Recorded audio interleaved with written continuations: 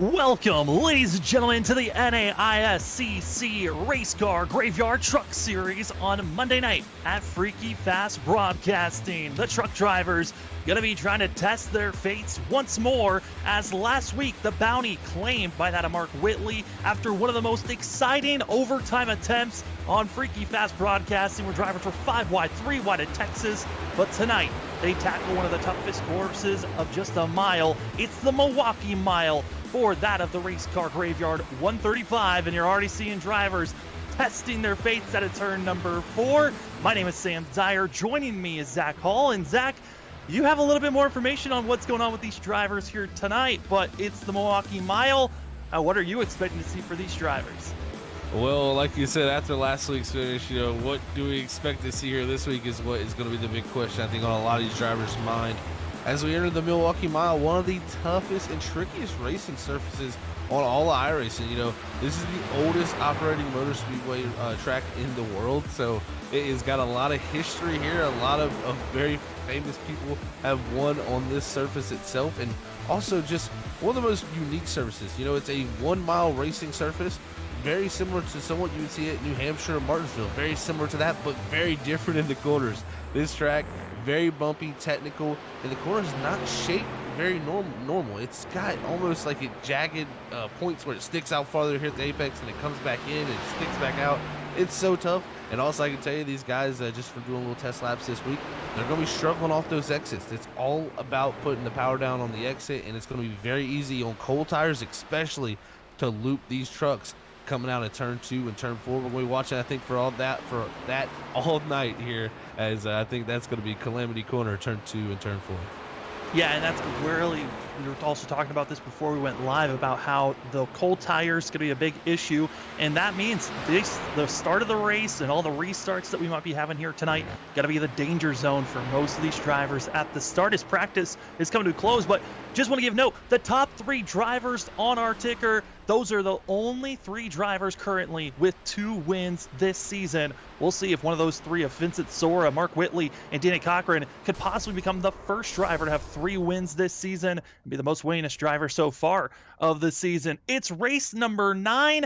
Practice is over, and qualifying now starting up. As qualifying starting to get going for these drivers, big thanks to some of our sponsors out there, that at Track Racer, Refined Gaming. If you're trying to finish your racing rig or even get started building your own racing rig to race here on iRacing or any other simulators, start or finish with Track Racer. Some of the best rig setups that you could be getting, and for Track Racer, they love to help you out. And also NAISCC on their Facebook page, message them directly and they'll be giving you a discount code for Track Racer, Refined Gaming. And also our race here tonight going to be sponsored by Race Car Graveyard. If you're looking to get yourself into the diecast collecting game, they've got anything from 1/24th ratios to 1/64th ratio cars, and those are you can get anything from the old classics to custom schemes, all from Race Car Graveyard. As Zach, here tonight, we're seeing the drivers hitting qualifying. They've got 5 minutes to put down the fastest lap for 2 laps. Yeah, this qualifying session going to be very, very important. We always talk about track position, but I think here at this track, it's going to be critical. Very tough to make passes when it's a one-groove racetrack like it's going to be here tonight. Everybody right on the bottom making speed, and that outer groove very treacherous, and it kind of gets a little bit dirty up there. You lose a lot of grip as you get marbles on the tires as you go up to that upper groove. So we're going to have to watch all night. I think this qualifying session will be very, very important. As right now, Mark Whitley so far the topper of the times here, as the times continue to roll in here in this qualifying session. Oh, we just saw that of Christopher Norris that we're riding on board with that 38.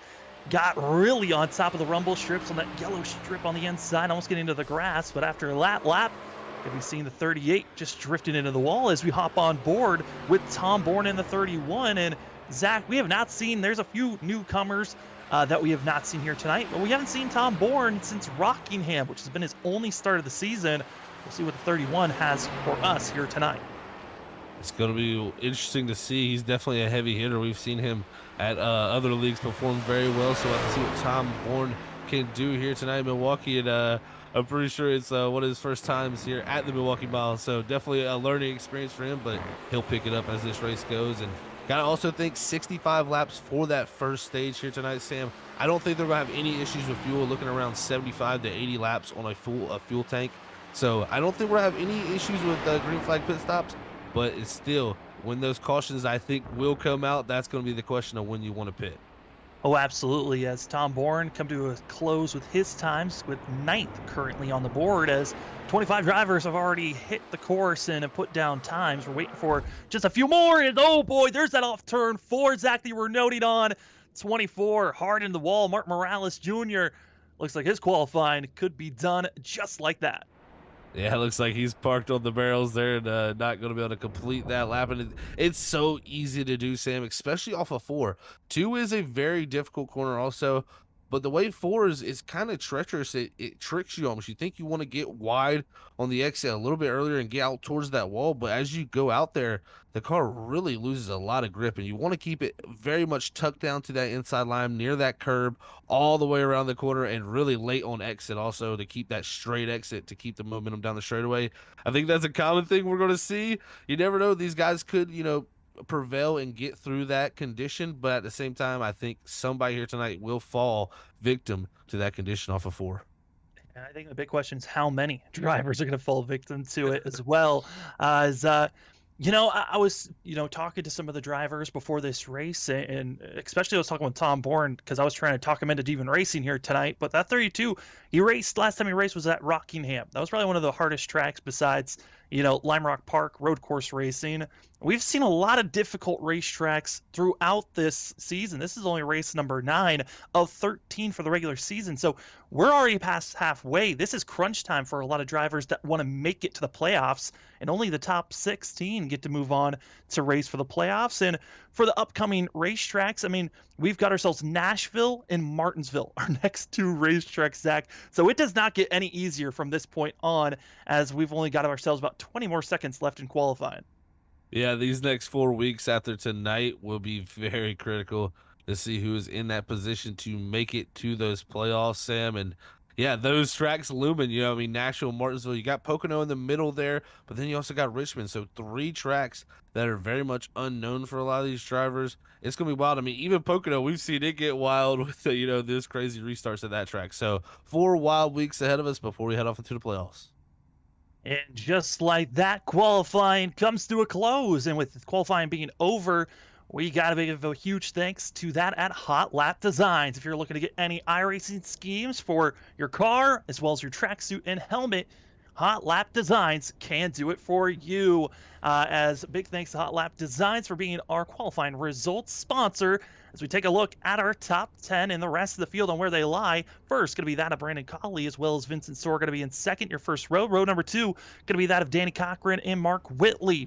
Row number 3, going to be that of John Forbes, as well as Tyler Dangler. Row 4, going to be that of Cody Reed, as well as Ethan Smith. And finishing out row number 5, it's going to be Tom Bourne and that of Aaron Kralik.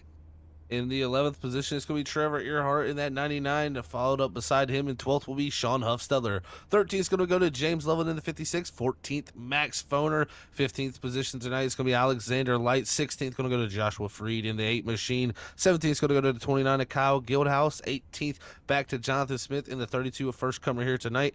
19th is going to be Martin Morales Jr. Running out your top 20 here is Carl Pooler in the 71.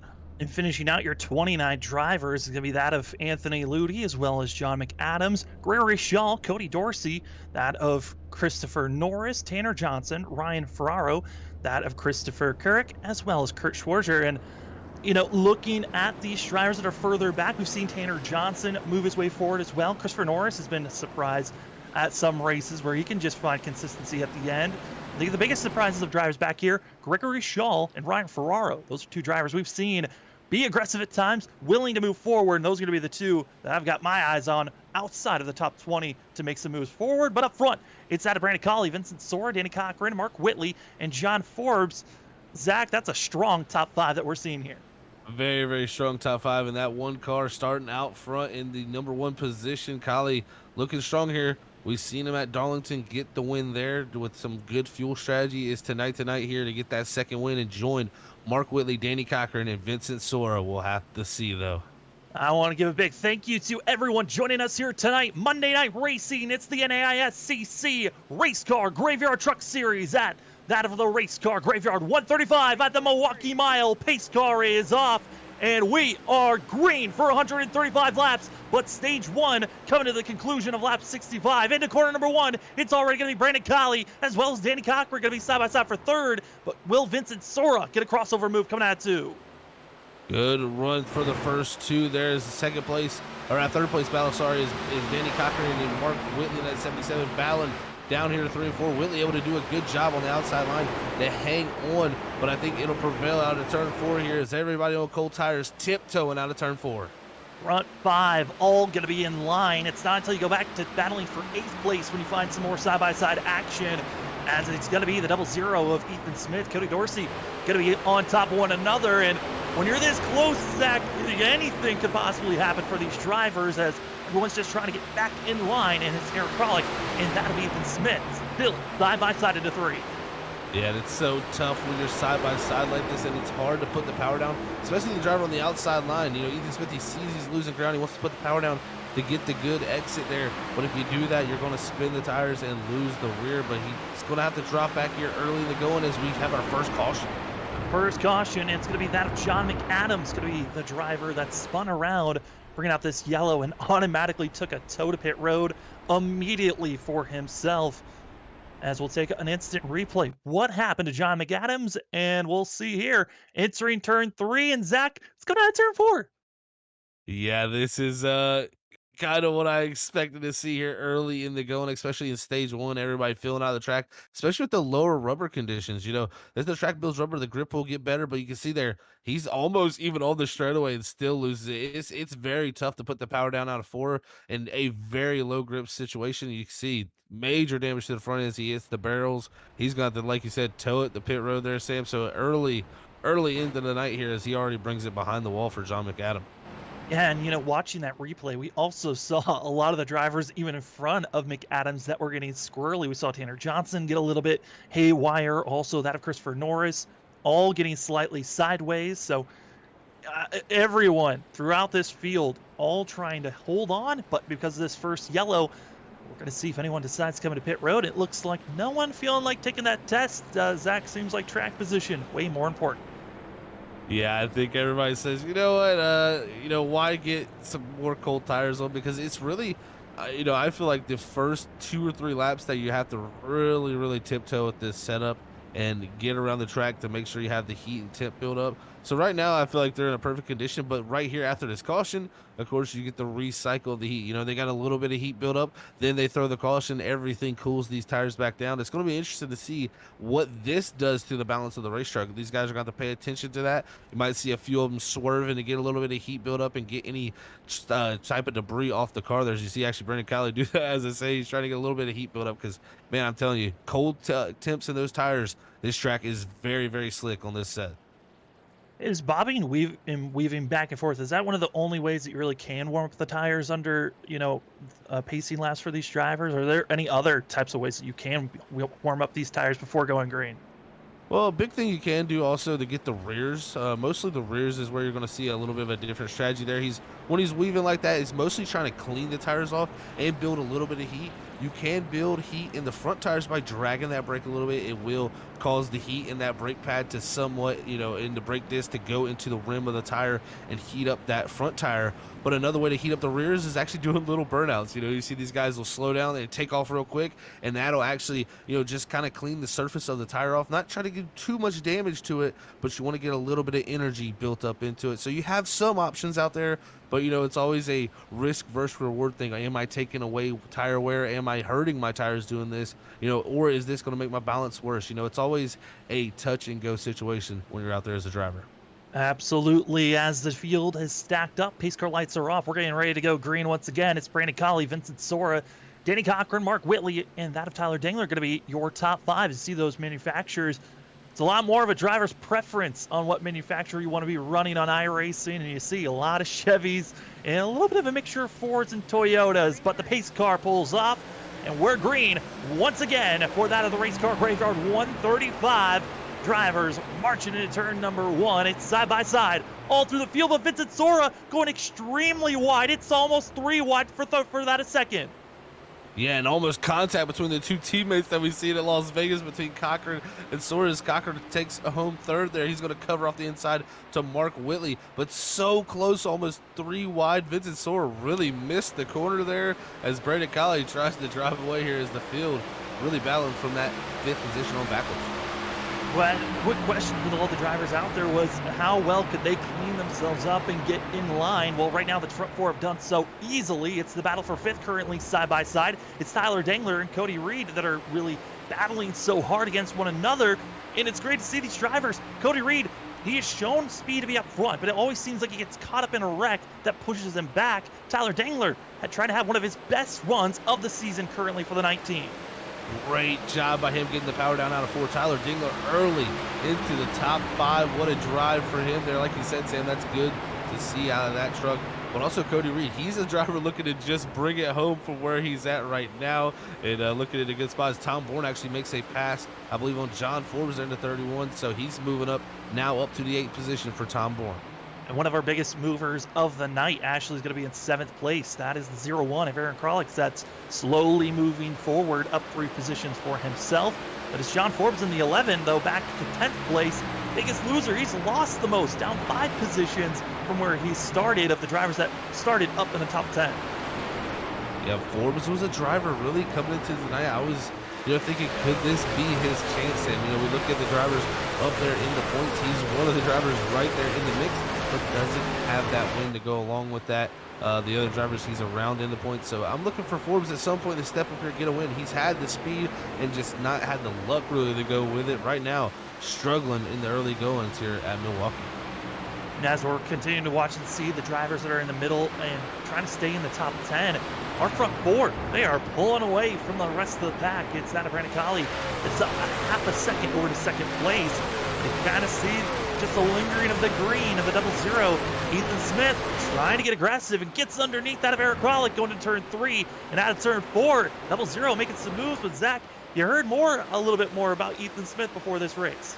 Yeah, definitely did. A few guys were talking about it from the practice sessions. They were talking about how quick he was, Sam. Not only that, but this is one of his favorite tracks, supposedly. He said this was one he circled coming into this race, feeling very comfortable about it. We'll see what it produces. As right now, he's still trying to complete that pass. He's done a good job almost to get himself clear as we head down to 3 here. Kralik, though, fighting strong on the outside. And as we're watching that battle, it looks like Smith finally is able to make the pass. The group ahead of the 00. It looks like Tom Bourne now able to move up to 6 after getting by Tyler Dangler. And Dangler's got to be careful because he's been running some of the slower lap times. Might have burnt off too much of that rubber early on in this race. Very easy to do this track. Will eat the tires off, man. It's a very old surface. Like we said, one of the oldest operating tracks on the really in the world. So it's definitely got some age to the surface here, as I believe the last time it was repaved was over 20 years ago. So it definitely has some tire wear issues. If you go out here and try to use up too much of your equipment, you will be struggling for rear grip. And maybe that's what Tyler Dingler right now is struggling, searching around the racetrack, trying to enter a little higher. Is that you think you want to do that. Most tracks open up that corner, get the better entry, but when you do that here, it just seems to hurt you. As right now, Ethan Smith coming to the attack here down into 3. Ethan Smith slowly but surely moving forward. He, in the early goings of this race, fell back 3 positions and now has equaled out. And after that pass that he just made on Dangler, going to be moving up a position for himself as drivers further back, looks like that of Kyle Guildhouse. Going to be spun around through 3 and 4. 29 seems to be having some issues. And you saw Max Foner immediately into pit road for the 51. So we'll take a look to see what happened to these drivers. But Zach, he was spun in the middle of the corner. Looks like there might have been a little bit of help with this incident. So we take a look at the instant replay from Max Foner's point of view of the 51. Yeah, you can see up ahead, Kyle Guildhouse and the 13 Alexander Light. They're going to make a little contact, and we're going to see on board here from Foner. Really nowhere for him to go as those two come together. And Jonathan Smith directly heading to 32. Nowhere for him to go. Also, it's just a big stack up and major collision for a few guys there. Yeah, and you even saw from Max Foner's point of view, he didn't even know that there was an incident that was going on in front of him until it was too late and ran over the newcomer that just came in, that being Jonathan Smith in the 32, as 51 immediately into pit road to try to get the service done. other drivers that just are waiting to see if other drivers are going to be coming in. Looks like everyone else feeling pretty comfortable on where they lie, and with the amount of damage that they have, that they could continue to run. But that's only her second caution of the day here at the Milwaukee Mile. Again, they were only in stage one. Stage one comes to conclusion at lap 65. And Zach, I mean, that caution, one of the back parts of this pack, but really that's where all the aggression has been for most of the season, of drivers trying to gain everything that they can, especially early on in this race. Yeah, that was a little bit of aggression there on the side of the the 29 and the 13 both. 13 trying to hold on to that position, Alexander Light, and the 29 trying to go for the position here early in the going. And unfortunately, you make contact like that sometimes, and incidents like that happen. And it collects people though not involved in it. That's one of the biggest things about it that is unfortunate about the situation. So early contact is going to happen here at Milwaukee, a very tough place to pass. Something I definitely think is going to be a common theme here tonight. But man, we're looking at Tom Bourne here. I think this caution helps him here, Sam. You know, he started ninth, drove his way up to sixth there, had a little bit of a gap up to that next group of trucks. This is going to bring him right back into the battle, as maybe those next group of trucks, maybe they took off and ran a little too hard here. As you know, nobody's elected to take tires yet. I think that's why, you know, they're saving those 3 sets they have in pit road for later in this race if we get a good group of cautions, because you expect to definitely use one at that stage. Then you'll have 2 to play with after that. We'll have to see who plays strategy there, but I think everybody's going to try to at least wait to that 65 mark before they get any tires. Yeah, I mean, I'm looking at, the different times you talked about, maybe the guys up front took off a little bit too aggressively early on. Well, for that, Brandon Colley, Vincent Sora, both of their fastest laps, as well as Mark Whitley, were underneath a 30-second lap time. And for that, Brandon Colley, he actually ran a 29.85 second lap, compared to, Tom Bourne and Ethan Smith, who both ran a 30.2 second lap time. For Tom Bourne, a 30.3 second lap time. So almost a full half a second difference between Ethan Smith and Brandon Colley's best times that they put down. It means that Ethan Smith and Tom Bourne both trying to save their tires for a little bit of a longer run. I also think that for Tom Bourne, still learning this course, again, the 31 team, he bought this track, and actually during the practice session before qualifying was one of his first times ever touching this racetrack in this truck. So he'll be learning throughout the night on how to really get better and following kind of the different lanes that the drivers in front of them are taking. It definitely is going to be the case. That's one of the cool things you see drivers learn on the fly. Slowly pick it up. They may start farther back like Tom did there in ninth, but he may be a contender by the end of this thing with the speed he's already shown to drive up to ninth with, as few laps as he's got around this place. It's going to be fun to watch, Sam. It's one of the cool things about these big setup races. You can learn from your competition. Everybody has the same thing. It's an even playing field. You just got to go out there and drive it to the best of your ability, and we're going to see who's got it here as we're going to go back to green. Brandon Colley, Vincent Sora, Danny Cochran, Mark Whitley, and Cody Reed going to be your top 5 as drivers going through 3 and 4, waiting for the pace car to pull off. It is the race car graveyard 135 here tonight at the Milwaukee Mile for the NAISCC Race Car Graveyard Truck Series. Monday night, we love to see the trucks racing, and we'll see, can they tackle the Milwaukee Mile as we go into corner number 1. Already quick yellow being thrown further back. Yeah, and that was a instant wreck there, I believe, for James Loveland right there off the start, and he was in the 13th position. Just a major checkup from the 00 and the 01 there that really checked the whole field up on the inside, and man, that was major carnage there on that restart. Yeah, we'll try to get a look at how this wreck went down, but man, immediately, like, we didn't even have, I think maybe it was a second of green flag racing, and then the flag threw out. As we take a look here, it's on the restart from an aerial view. This is gonna be giving us the best picture as you see the 00 up front in the green and black. Then you see that of Aaron Kralik, Hutzstutler, and Loveland in the 56 in the middle, and they automatically, a little bit of wheel spin, check up Hutzstutler in the 56, even more contact further back, and gets stuck in the wall. Even more contact for the other drivers that were 2-3 wide, and that what brings out another caution here tonight immediately for these drivers. And the 56 had to take a tow to get to pit road after being stuck. Man, that is just what you call the accordion effect right there on a restart. You have one driver slow down, a slight bit. The second driver slow down a little bit more, and then that third driver really have to jump on the brakes, and that's where the collision came there. As looks like major contact for a few guys, and James Lowe, like I said, got stuck in the wall and destroyed his engine. He's gonna have to have major repairs and a tow, so he's gonna be in a big hole here to start tonight. Looking at the drivers coming into tonight, there was a one, fast repair given to the drivers, but we've already had two official DNFs. John McAdams and Max Foner both have called it a night for their drivers, and James Loveland, who has to be taking a tow here, still has not gotten to pit road officially. So this 56 is in a worrisome spot that he could be going a lap down before he can use his fast repair and get back out there. But only one driver officially has used his fast repair, and that's going to be the 8 of Joshua Freed, who got the lucky dog last time around, but then had to come back into pit road to get service done. So the 8 currently still first car 1 lap down, while that of James Loveland is 2 laps down, and looks like he'll be staying at 2 laps down. Almost went 3 laps. Oh, so close for Loveland there, almost 3 laps down, and that would have been the mark where it might have been insurmountable. Right now, though, he's going to be in position to be able to possibly get one of those back at the stage. He's going to have to hope for Joshua Freed to get back on the lead lap, and that's going to be his issue. He's just really hoping at that point for someone not to get on the lead lap so he can get that lucky dog. And then once he gets back to 1 lap down, he can fight for the lucky dog, even a lot better chance at it. So it's a tough situation to be in, multiple laps down, but Loveland going to stay 2. Much critical for him not to go 3 down.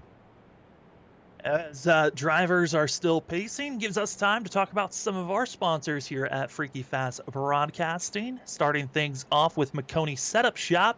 McConey Setup Shop, it's our setup, but your victories. If you're looking to get into setups and trying to buy, you can go get setups for anything from the legendary legend cars up to the cup cars, or even in dirt. They've got you covered in all those aspects. And if you're looking to get yourself setups and you want a discount, use the promo code FFB10 for 10% off purchasing that of setups at McConey Setup Shop. Again, it is FFB10 for 10% off. And also, Zach, they also have coaching at McConey Setup Shop with going to McConeySetupShop.com/coaching for $25 an hour. You can get coached by some of the best, and they're on off season for all the NASCAR Coca-Cola Series drivers. For those that are moving on and we're in the top 20, like that of Jimmy Mullis, they're now kind of in an off-season type of a state, and you can be coached by some of the best if you go to, again, McConeySetupShop.com/coaching.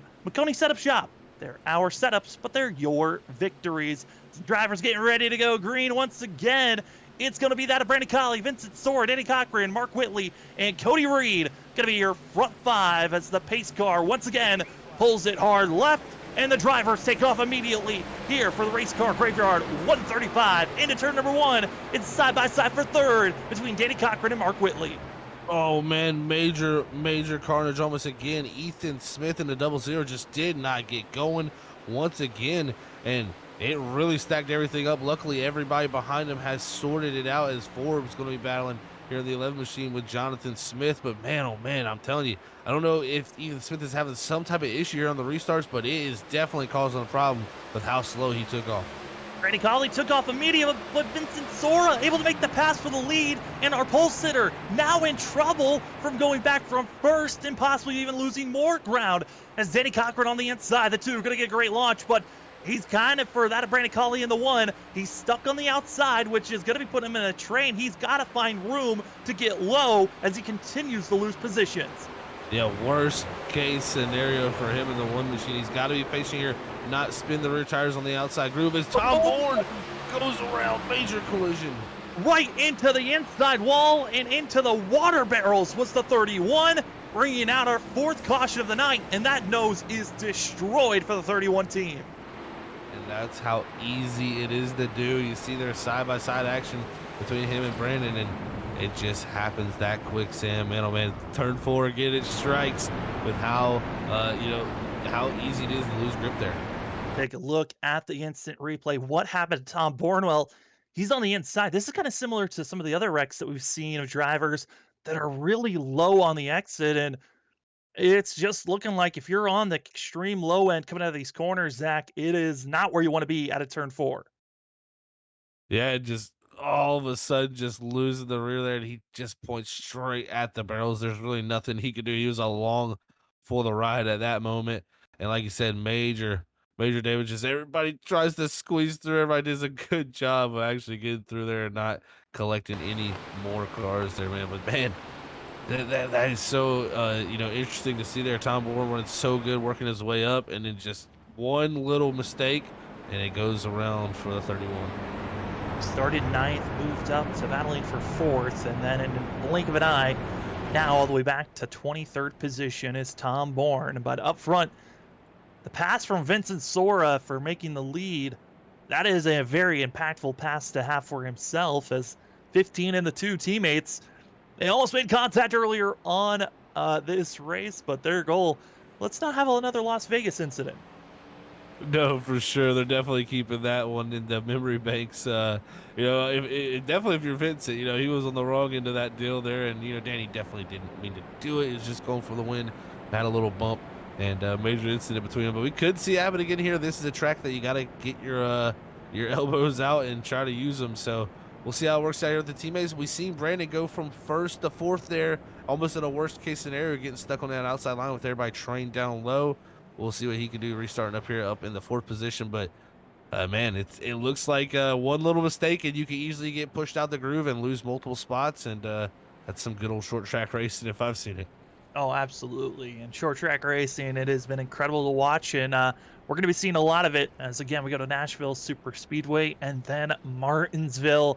I think a lot of these drivers might be dreading going to Martinsville. It's going to be very chaotic short track racing for that evening, but here tonight still got a handful, as we've already seen multiple wrecks. This is our fourth caution of the night in just the first 30 laps of this race, and we still haven't even finished out stage one. Stage one comes to a conclusion on lap 65, and Zach, you kind of touched on it before we went green, the fact that the drivers aren't really going to be worrying about fuel with the amount of caution laps that we've been having. Yeah, fuel it's kind of not even a thought tonight, personally, Sam. With the way the stage is here at lap 65, we can go 75 to 80 on a full green flag run. And then to the end of the race, is pretty much exactly the same as our first stage. So no fuel worries from any of these drivers tonight that are going to be focused on all about tires. The one thing fuel can do, it can do a balance change to the car with the way it shifts the weight. So some of these drivers may elect to do some interesting things to the fuel, maybe put only the amount of fuel they need to help maybe tighten up that balance. So we'll see if some drivers get smart out there and maybe do some adjusting of themselves with what they have as tools in their box.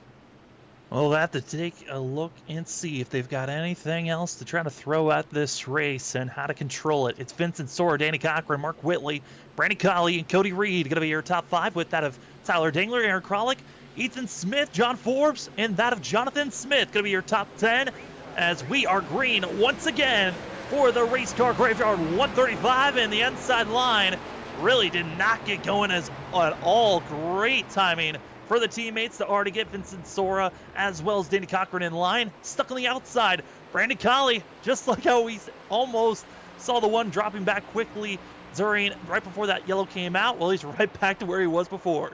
Oh, three wide wreck in the back here. Major incident. Tanner Johnson involved, the 32 of Jonathan Smith, and just major carnage here as we get our fifth caution here on the opening lap of that restart.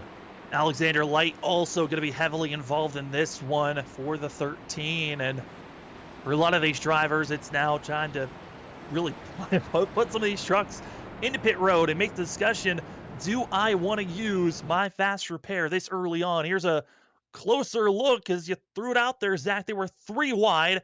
You had Light, Jonathan Smith, and Tanner Johnson three wide going into turn number three. Light trying to get a little bit more space to come in, but they're so close that they just become ping pong balls into the corner, and looks like the 32 and the 23 got most of the contact made, and luckily rest of the field able to avoid, which has always been one of the concerns since the start of the season. A lot of drivers coming in late after a wreck, but hey, they've cleaned it up a lot throughout these nine races this season. They have definitely fixed that problem a good portion, Sam. They've worked on that, and that's one thing we got to applaud the league for, just preaching it, each and every week. Just slow down for the wrecks, and you'll be able to get through them. We're seeing that happen a lot more. But yeah, that right there, just a case of just looking at it personally, the 13 not giving enough room there. Just, like you said, he's trying to open the corner up, trying to go up higher, but you got to think you're 3 wide. You got 2 trucks to the outside. They need some space on entry. You can't be all 3 door to door and expect to be able to make it down, especially into such a one groove racetrack like it is there. So, unfortunate consequences for going 3 wide for the 23 and the 32 as the 13, goes to the inside and just unfortunately squeezes them up into the wall.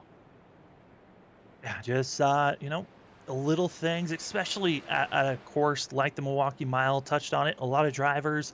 This is for some drivers their first time ever racing at this course, so trying to learn the aspects of how to handle this course even during the racing laps. We're only 33 laps in of 135 laps in this race. We're practically halfway now, Zach, to that stage break for these drivers. So now for Vincent Soar, Danny Cochran, Mark Whitley, Brandon Colley, and Cody Reed, all trying to make sure they stay in the top 5, as only the top 5 drivers will be getting stage points going at the end of lap 65. So very important to get top 5 finishes. And also, Zach, I was looking back at some of the stats. Cody Reed, who's currently in 5th, as well as Tyler Dangler in 7th, both looking for their first top 5 of the season if they can finish up front. Wow, what a stat that would be for them to bring home here at such a tricky track here like the Milwaukee Mile is, man. That'd be great for them, those 2 guys in their trucks. Also looking just throughout the field, looking, some big movers. Martin Morales Jr. there, 19th to 11th. He's having a good run, the 24 machine, after having that mistake on his qualifying there. And then also Christopher Couric, 28th to 14th. It looks like he's our biggest mover possibly of the night.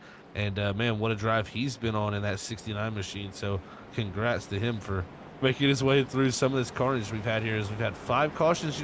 I expect this to clean up, though. This is, a common thing. I think I was thinking we were going to see here is, kind of carnage here in the opening stage. I think after we get that first stage caution, everybody's going to have a good mixture under them of how the truck's going to feel, and we'll be able to get some good green flag racing.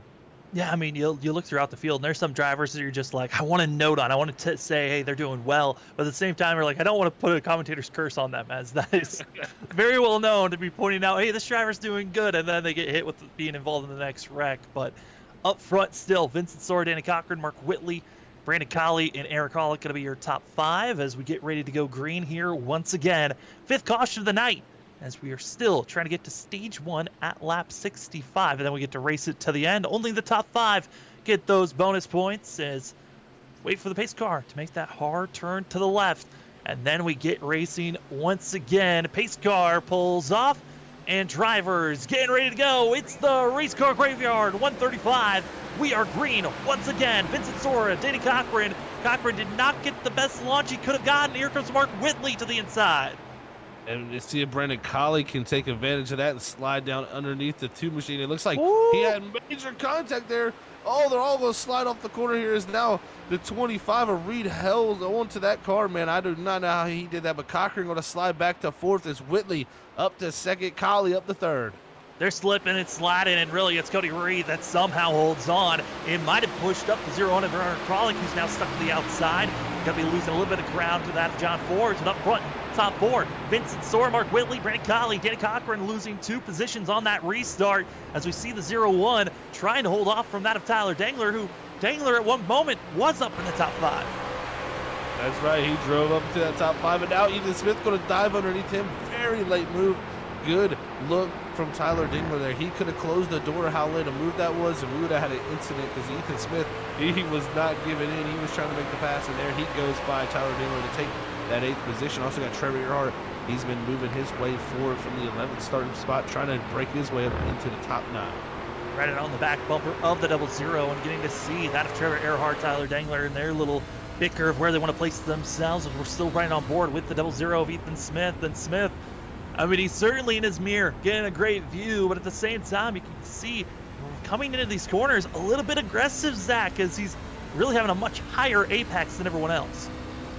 Very, very aggressive moves we've seen from that green 0-0, and you got to kind of do it to get the positions here, and he's done it, able to get himself up to 8th. Now we'll see if he can hold on to this spot here, but behind him, Christopher Couric, Martin Morales Jr. in the 24 battling hard as Couric's going to get the pass done. Here comes Tom Bourne also after his incident in the 31. He's making the pass to the inside. Same Kyle Guildhouse as Morales just dropping backwards here as the outside line is turned into a conveyor belt, dropping them to the rear of the field. Tom Bourne went from all the way back to 23rd position and now up to 13th and correct in the back. It's going to be that of Carl Pooler. Spun around as the 71 and he's into the inside pylon and stuck on one wheel is the 71. Pooler trapped and has no way of getting off. And man, oh man, turn 4 once again, Sam. It strikes here as we'll see what exactly happens. That 71 though, gonna lose the rear end most likely here, and not a good ending for him though. No, absolutely not. Racing around his teammate of that of 66 of Gregory Shaw as they're trying to get by and move forward. And once again, it's that inside lane coming out of turn 4. You just get so loose and man, in those situations, it's kind of hard to pick and choose what type of contact you want. Do you want to get stuck into the barrels or just send it into the inside pit wall? And in that situation, Pooler had to take that of a tow. So he's already 2 laps down, could potentially be going 3 laps down by the time that he gets to service done. And also for that of Carl Pooler had already used the fast repair. So that damage could be race ending for the 71 team. I tell you what, this sets up another restart here, Sam. This is going to be, I believe our 7th restart of the night here. So it's definitely going to be interesting because you see each time that outside lane, it has a different reaction. That time, Danny Cochran wasn't able to jump down and hold on to the 2nd spot. He lost a few positions as actually we have a few cars hitting pit road here on lap 42. Maybe get some damage repair, but we'll see if anybody does take tires there. But yeah, just alluding to that outside lane, it's so interesting to see when it works and sometimes it doesn't. That time, not working well for Danny Cochran as contact between him and Mark Whitley, slotting him back to 4th. Yeah, it looks like that of Kurt Schwarzer as well.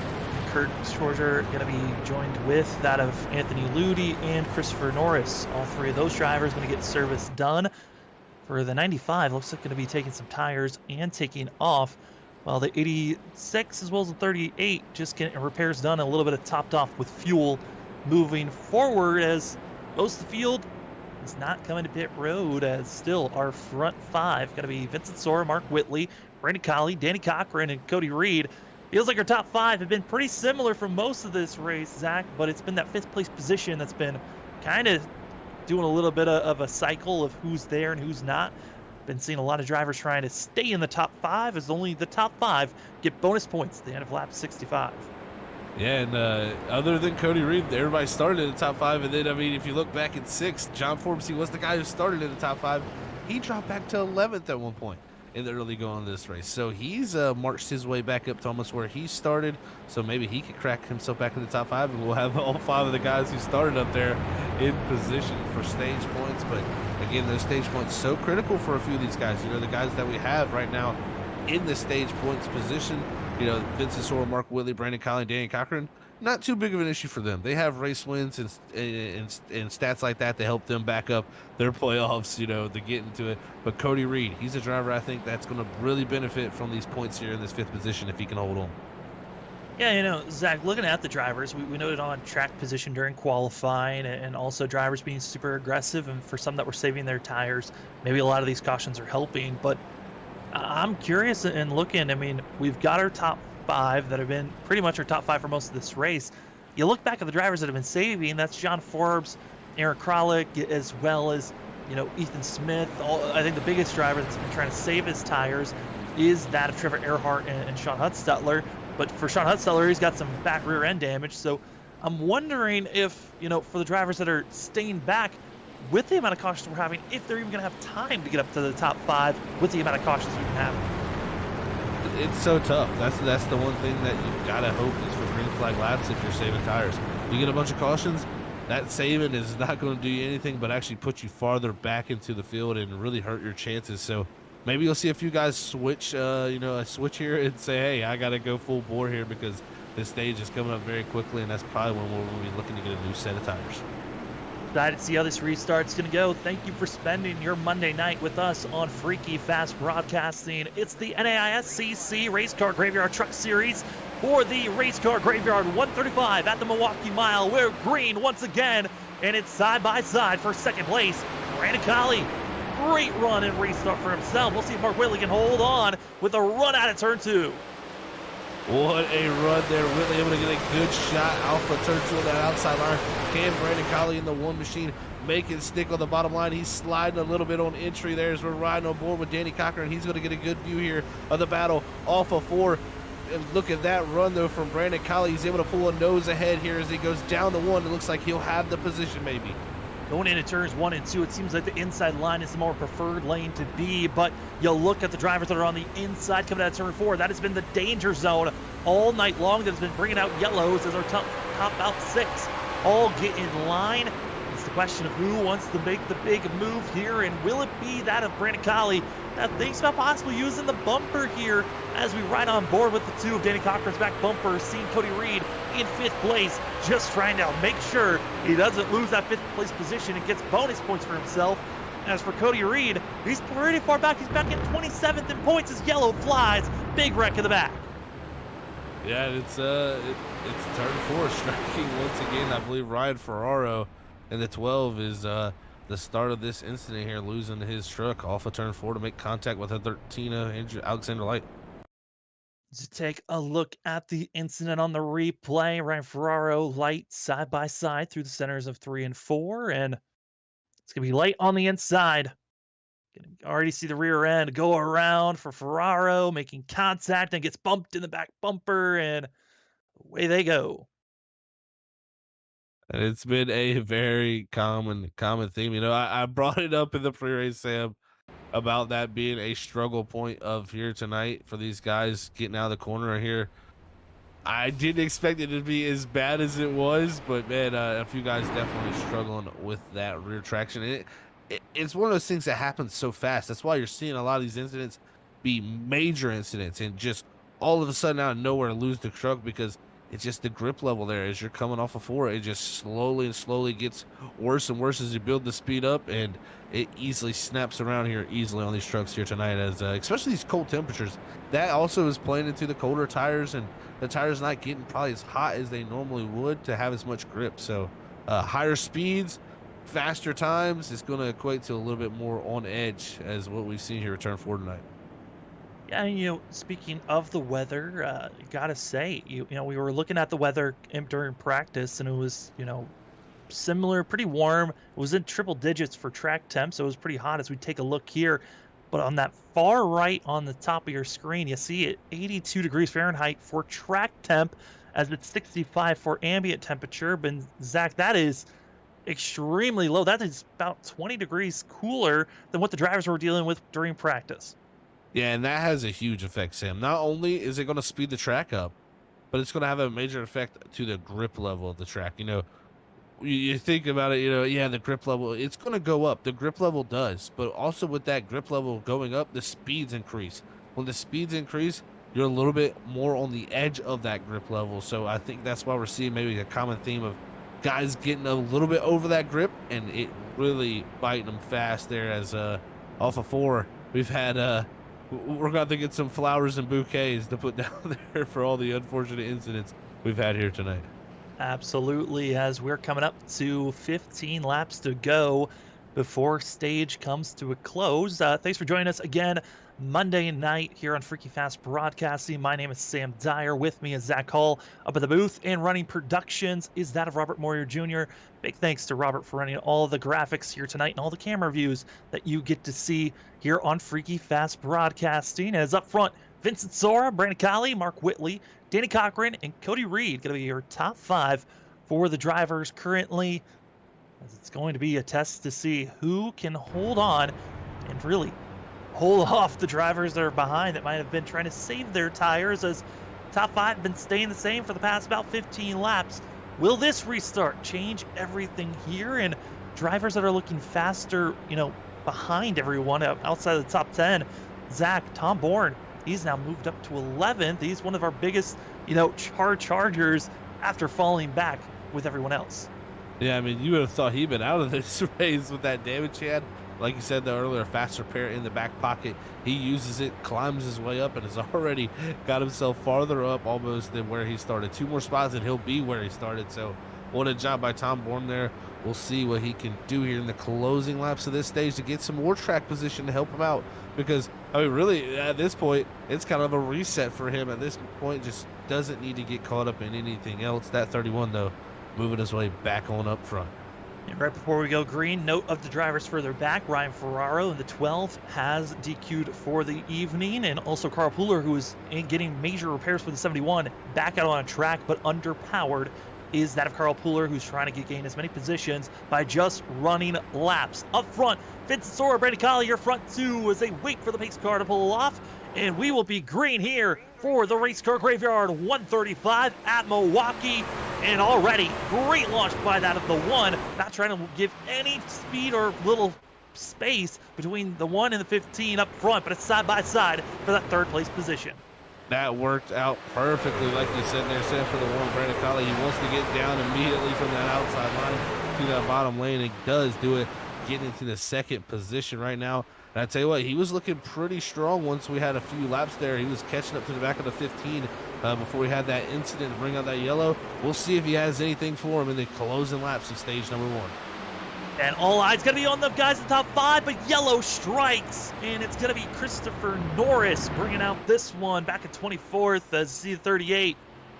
Heavy front end damage for himself. And broken record here tonight. Turn 4 strikes again. Here on the instant replay, going to see exactly what goes down. You're going to see the number 38 at Christopher Norris, and I tell you what, it's not been a good night for those team trucks here. It seems like a few times this truck here, or this paint scheme, has been involved in a incident off of 4 and just snaps loose so fast and grips up and just bounces off the wall. Luckily, nobody else able to get collected in that, but Christopher Norris, heavy damage. Yeah, Christopher Norris turned into a top. Luckily, he was further back in the field, or more drivers could have been involved in that incident. A 1 driver involved incident for himself, as up front still Vincent Sora, Brandon Colley. What a great restart for himself, as the 38 most likely going to have to take a trip pit road. But Zach, a big issue for Christopher Norris. He had just used the fast repair before that wreck. And that is that's the unfortunate thing. I think he got caught up in one of those earlier wrecks there. If I can remember correctly, got some pretty good damage on one of those, so kind of was forced to use it earlier.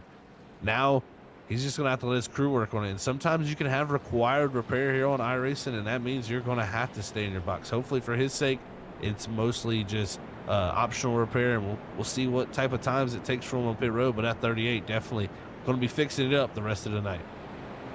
Well, that got some drivers messaging me even while driving out here under pacing, and was notified, the older tires feel great, but they would love to have a long green flag run and give themselves a shot. That's from Tom Bourne in 31, who is cracking the top 10, looks like, for himself. So, for the drivers that are running right now, some of them preferring the older tires. I would imagine some of these drivers just want to have a little bit of a longer green flag run just to see what they can do with the setup that they have. But that's what short track racing gives you sometimes, is you don't have that opportunity. You got to be aggressive immediately to gain every position to grind to get up front.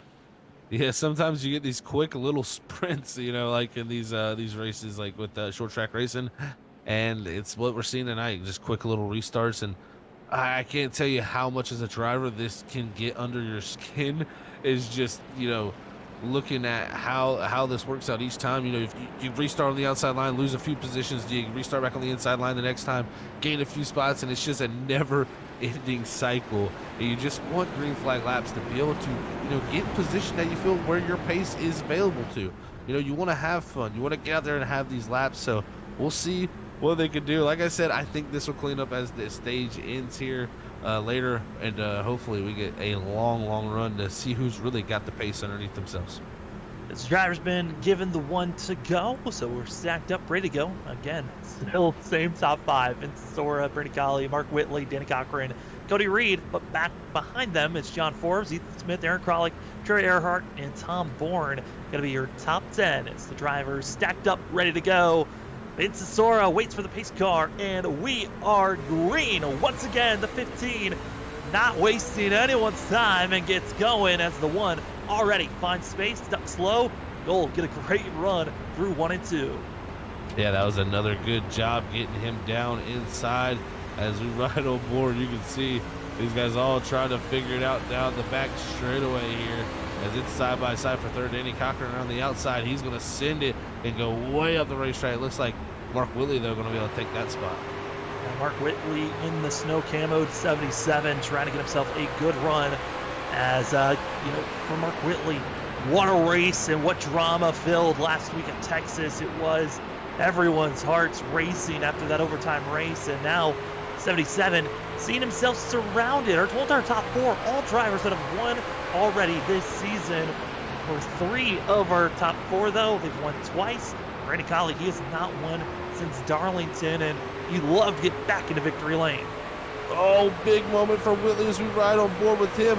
He's going to put the big block on Danny Cochran. What is Cochran going to do down into one? I don't think he's going to be too happy with that block there this early in the race, but Whitley trying to hold on to the track position. Anything in his power there to hold on. Well, I mean, Zach, you've raced with these guys. You kind of got a sense of what they're like from up in the booth. I know Danny Cochran was not happy with that block, and we'll see if, short track racing, will we see any short track tempers come awry, as right now the two trying to make sure he didn't get too much damage after getting a little bit of contact between himself and the 77. Yeah, I know these guys very, very well, and there's definitely some tempers flaring there after that moment. I know Danny's probably thinking to himself, if that happens again, I probably won't be too likely to slow down as much as he did there. So we'll have to see as that continues on, but we're trying to get to that lap 65 stage here. I did see a few guys hit the inside wall coming off of 4, but we stayed green this time.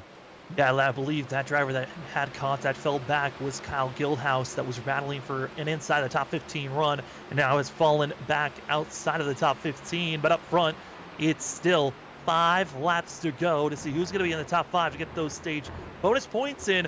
Where the drivers lie currently, there is really no pressure for that 5th place battle, but we're watching the battle currently to see where drivers lie. For 17th place, it's James Loveland, that of Kyle Guildhouse. Basically all the drivers that have been involved in earlier wrecks battling to see who can finish up inside the top 17. Oh man, this is getting definitely interesting as we close down onto the end of this stage. Drivers all trying to hold on to positions, and it's been a tough night out here. 8 cautions, and everybody's fighting for every little thing. It's probably, hopefully going to clean up after this, but we'll have to see as they're going to be coming this time by here to 3 to go. Looks like Vincent Sora with about a truck length gap over Brandon Colley out front. Yeah, and I feel like for most of these drivers are like, finally, we're running a little bit green, but the for that stage caution right around the corner. As it's 3 laps to go, you see the 9 trying to make sure he holds on and not going awry as he's back in 21st position. We're going to move up to 3rd place, though. Mark Whitley, Danny Cochran. Cochran's finally caught back up to Mark Whitley, and now the pressure is back on. After that contact in the late block from Mark Whitley, we now get to see, does the 2 finally get the run at turn 4? And he's putting the pressure on just a little bit loose out of turn 4 for that 2 machine, but he's going to be all over the back deck, like down to the inside here. The 77 of Mark Whitley. Danny Cochran trying to take this 3rd position into closing laps of stage number 1. Danny Cochran, 2nd in points, and trying to make sure he does not let his teammate Vincent Sora get too far ahead points-wise. And once hit for the 2, he wants to be the points leader out of the regular season, and we're coming up to the end. But a great pass by the 2, but here comes that crossover move. Here comes Mark Whitley as they come to white flag of that of the stage 1 break. As right now it's Vincent Sora, that of Brandon Colley, pulling away with the battle for 3rd. Still rages on, and Cody Reed, he might be looming for a shot to possibly get himself even better points as that of Danny Cochran. Mark Whitley still battling on top of one another. The 77 almost ran over the 2 through the center of 3 and 4. As they go into entry of turn 3, the battle for the lead a little bit mixy as well. Colley right on the back bumper, but not close enough. Your top 5, Vincent Sora, Brandon Colley, Danny Cochran, Mark Whitley, and Cody Reed, all getting stage bonus points here for the end of stage 1. Wow, if that sets up for some type of green flag run, Sam, that tells us right there it's going to get pretty mixy and very racy as this run continues on, as these guys slide around this 1 mile racetrack. Man, what a great ending to the stage. Hopefully we can see more of that action as this stage comes to conclusion. Stage 1 is concluded, but we're going to take a quick commercial break. When we come back, stage one pit stop should be over. We'll see where the drivers lie as we get ready to finish off the rest of the race.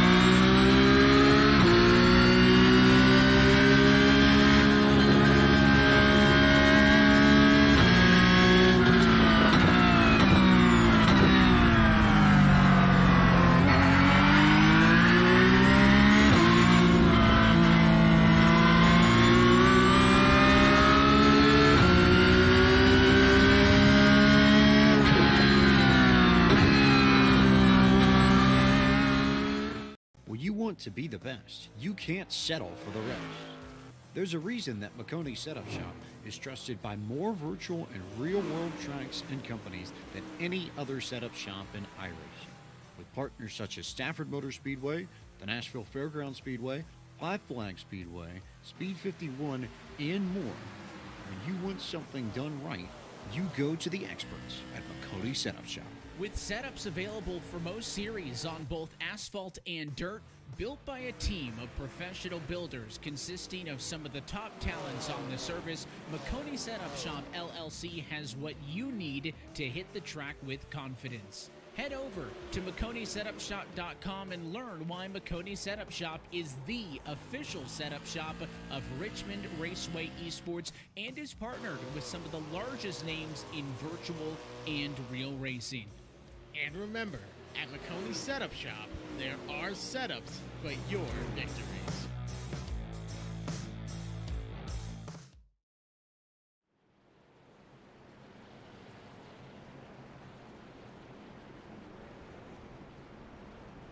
Welcome back, ladies and gentlemen, to the NAISCC Race Car Graveyard Truck Series Monday Night Racing action on Freaky Fast Broadcasting. My name is Sam Dyer. With me is Zach Hall. Running productions is Robert Moyer Jr. It is the Race Car Graveyard 135, race 9 of 13 of the regular season. Then we got playoffs after that. But tonight, Cody Dorsey doing a risky move, older tires, but decided to stay out as the rest of the field got freshies. We'll see how the 9 reacts here. Green flag out in the air. Cody Dorsey did not spin those tires. Great launch as he's side by side with Vincent Sword to turn 1. We'll see how well the 9 can survive as he's already starting to fall back. Yeah, Cody Dorsey dropping back quickly, and it's teching up the whole entire field here as Brandon Colley goes by. Danny Cocker 3 wide here for the 3rd position. Is Colley going to hang on to 3rd as Dorsey dropping back like a stone. Dorsey needs to get to the outside lane if he wants to get out of the way of the other drivers, but oh no! Contact! The 1 as well as contact on the outside. Eric Bollick as well as Colley both spun around and bringing out our quick yellow. Oh no, yeah, contact between the 1 of Brandon Colley and the 77 of Mark Whitley there on the exit of turn 4. We'll see here on this instant replay what exactly happened. Is you're going to see, I think, what happened from behind there. But Brandon, first incident there is the one of Brandon Colley and the 77 of Mark Whitley down here. As you're going to see a slight bump to the rear and right on the exit, and that's going to send the one down towards the inside wall. So he's going to make a little contact. There's also Kralik in the high side there, sideways for him also, Sam. Yeah, you've two separate incidences, and for the looking at the one of Collie on his wreck was I was just surprised on how low he was going through the exit of turn 4. Yes, it looked like Whitley got back on the throttle way sooner, got a much better launch. As we're going to take another look at what happened here, but yeah, I mean, Collie got extreme. He got a much higher, apex, try to get lower and possibly try to set up the 2, but that contact from the 77 just finishing off the job.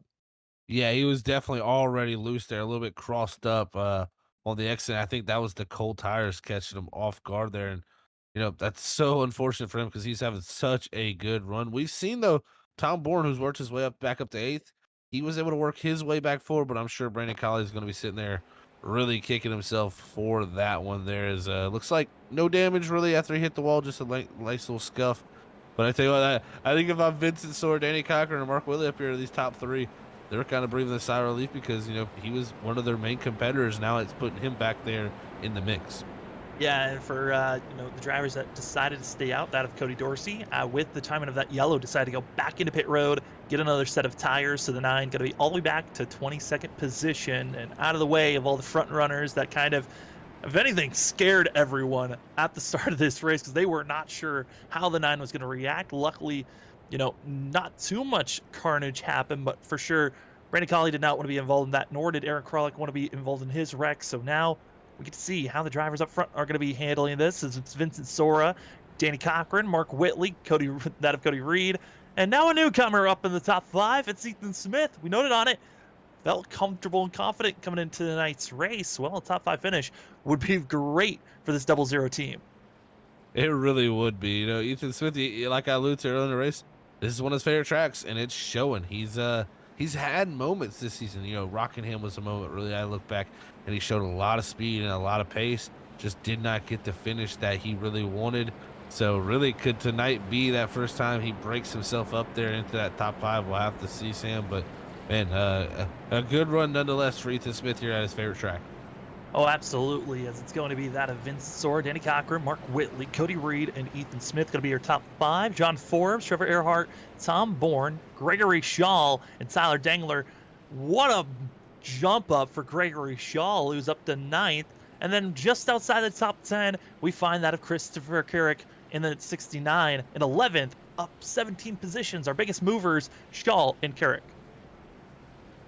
Yeah, those guys are always big movers here, it seems like, at the league, and making their way through here tonight is the key. And also, you also got to allude to James Loveland. He was 2 laps down at one point. He's up to 12th.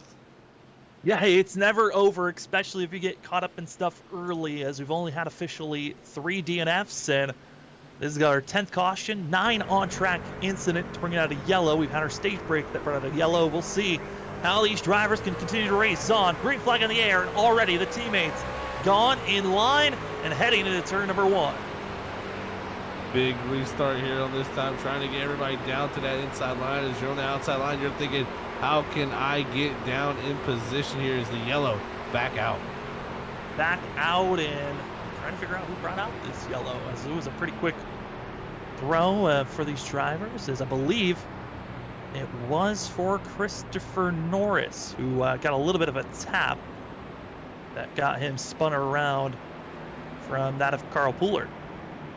Yeah, it looks like teammates getting into it there. So some contact down there, one to bring out a quick yellow there. Surprised that one even triggered a yellow with how sideways he got there. But man, unfortunate for Norris again, involved in another incident, and Carl Pooler also getting involved in it too. So the teammates not having a great time here. Well, the flagman saw the incident, but our cameras were so not sure of what happened, didn't capture that moment. But like we noted on, teammates making contact just slightly sideways enough was Christopher Norris, who brought out the yellow. But not sideways enough For us, the thing that I was going to throw out, one great save from the 38, but we are now under our 11th caution, 10th on-track incident, Zach, and we're only on lap 78. Yeah, this is piling up now, Sam. This is becoming a common theme here. A quick yellow after a restart, and something hopefully that doesn't continue on. We want to see those green flag runs. We want to see good racing here between these guys up front. But Vincent Sora, right now he's leading. He doesn't really care. He wants to try to go for that third win. Same with his teammate Danny Cochran and also Mark Whitley, our top three at the moment, looking for that third win. But the guy in third place or fourth place there got some stage points. He's now looking for a win, possibly in Cody Reed. Oh, absolutely. Cody Reed, fourth place. I mean, for Reed, if anything, it's just stay consistent. That is the biggest goal. Still looking for Cody Reed, his first top 5 finish this season, as well, trying to get his second top 10 finish of the season. It would be fabulous for himself, but he's got some tough competition. Vincent Sora, Danny Cochran, Mark Whitley, those three have already figured out how to get wins. All three of them have won twice this season. That's a roar into turn number 1. It's Vincent Sora, Danny Cochran, Mark Whitley in line, but it's the side-by-side battling for fourth that drivers are concerned about. Oh, man, Ethan Smith trying to go forward in the 0-0. There comes the 31 of Tom Bourne. Also, he's charging his way back up front, and that G Fuel machine is now, looks like the 25 of Reed going to dive it on the outside, try to hold position here to Ethan Smith as they battle off of 4. It's the patience level, but you can kind of tell by Tom Bourne, who's shown that he's got a lot of pace in the 31 machine, trying to make sure that we don't, make any contact. But you can tell coming out of turn number 4, drivers want to get on the throttle, but they just don't feel comfortable or confident anymore if they can do so. No, they definitely not. And look at this, Gregory Shaw making the pass for the 8th position on Trevor Earhart here as we go down to 3 and 4. So great run from Gregory Shaw. He's had somewhat of a quiet night, but been able to move forward like we see him most weeks as he starts farther back and works his way through the field. I mean, that you think about the Milwaukee Mile and the fact that the way that you have to really attack this course, it's about getting low, getting on the inside lane and getting moving. That fits right into Gregory Shaw's wheelhouse for the 66. As we look back at some of the other drivers battling for the top 15, it's Tanner Johnson as well as Jonathan Smith in 32. The 32 in the red, white, and blue. First race of the season for this 32 team just came in today, I believe, today or yesterday. Hopped in, ready for race day at Milwaukee, and has been involved in multiple wrecks. But hey, a 16th place finish currently where he's running, that wouldn't be a bad day for your debut race. Not at all. And I can tell you what, I've raced with Jonathan before. Very good driver, very clean driver, and really knows how to work his way through a field. So right now running good for that 32 machines. He's got a 23 directly ahead of Tanner Johnson, and also Martin Morales to the 24, but not too far behind there. One more position is Brandon Colley in the 1 machine as he continues to work his way back forward after losing it out of 4 there. He's going to try to work his way back up and gain some track position, and it looks like we may be having somewhat of a run here. So a little bit of a run and also some battling up front. The battle for 5th place, Cody Reed trying to defend off of Tom Bourne. Tom Bourne got very aggressive, trying to make a pass on the outside of 1 and 2 of Cody Reed, not able to really capitalize on that corner, but you can already see Tom Bourne, he is not saving his tires. He is trying to get aggressive, move forward as fast as possible, kind of doing the opposite of what he did in that first run.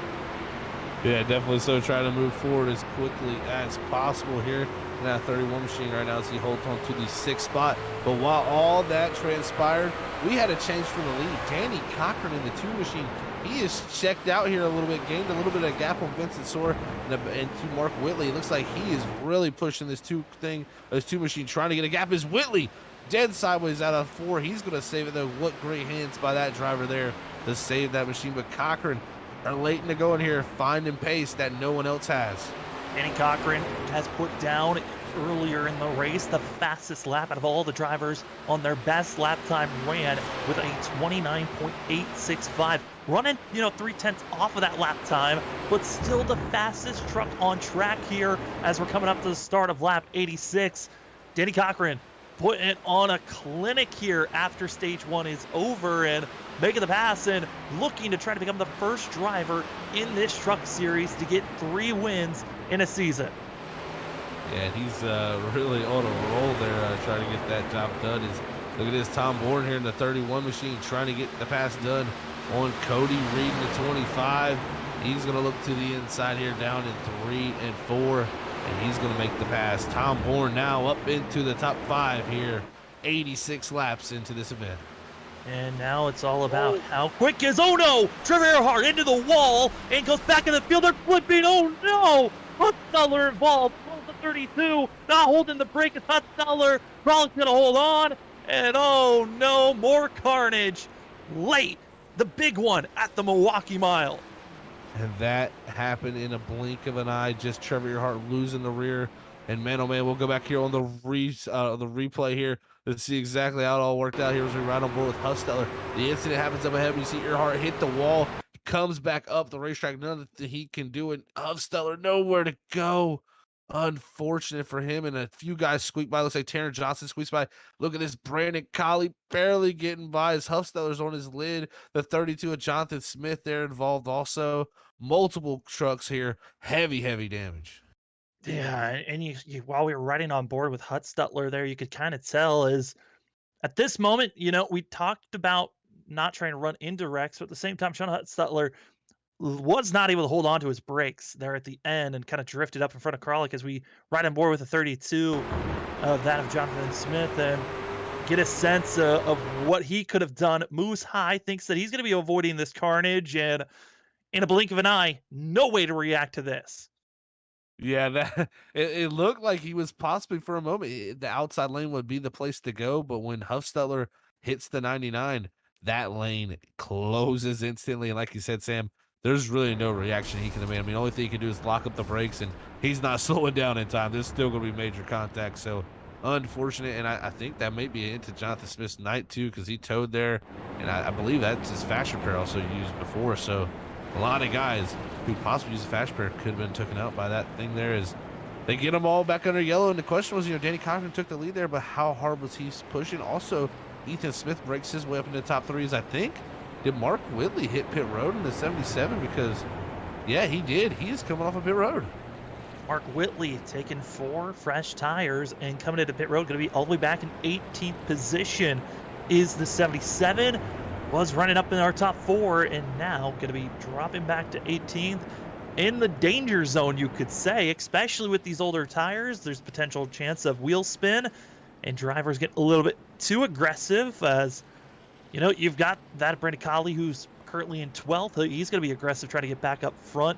A lot of other drivers that everyone's going to keep their eye on. Who can start moving forward? It's in the middle of all that traffic as, Tom Bourne, the 31, kind of been the driver that has done that, but it's taken this 31 team about 80 laps to finally even crack the top 4.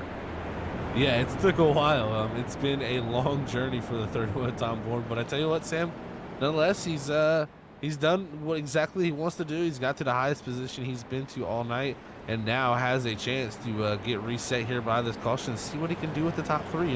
This has not been a position he's been up in, is being able to restart in those first 2 rows. And now he's going to see what it's like to be up here with Cochran, Sora, and now Ethan Smith up to 3rd. So, really big question with Whitley there of how that's going to work out starting back in 18th. He definitely put himself in a little bit of a danger zone back there.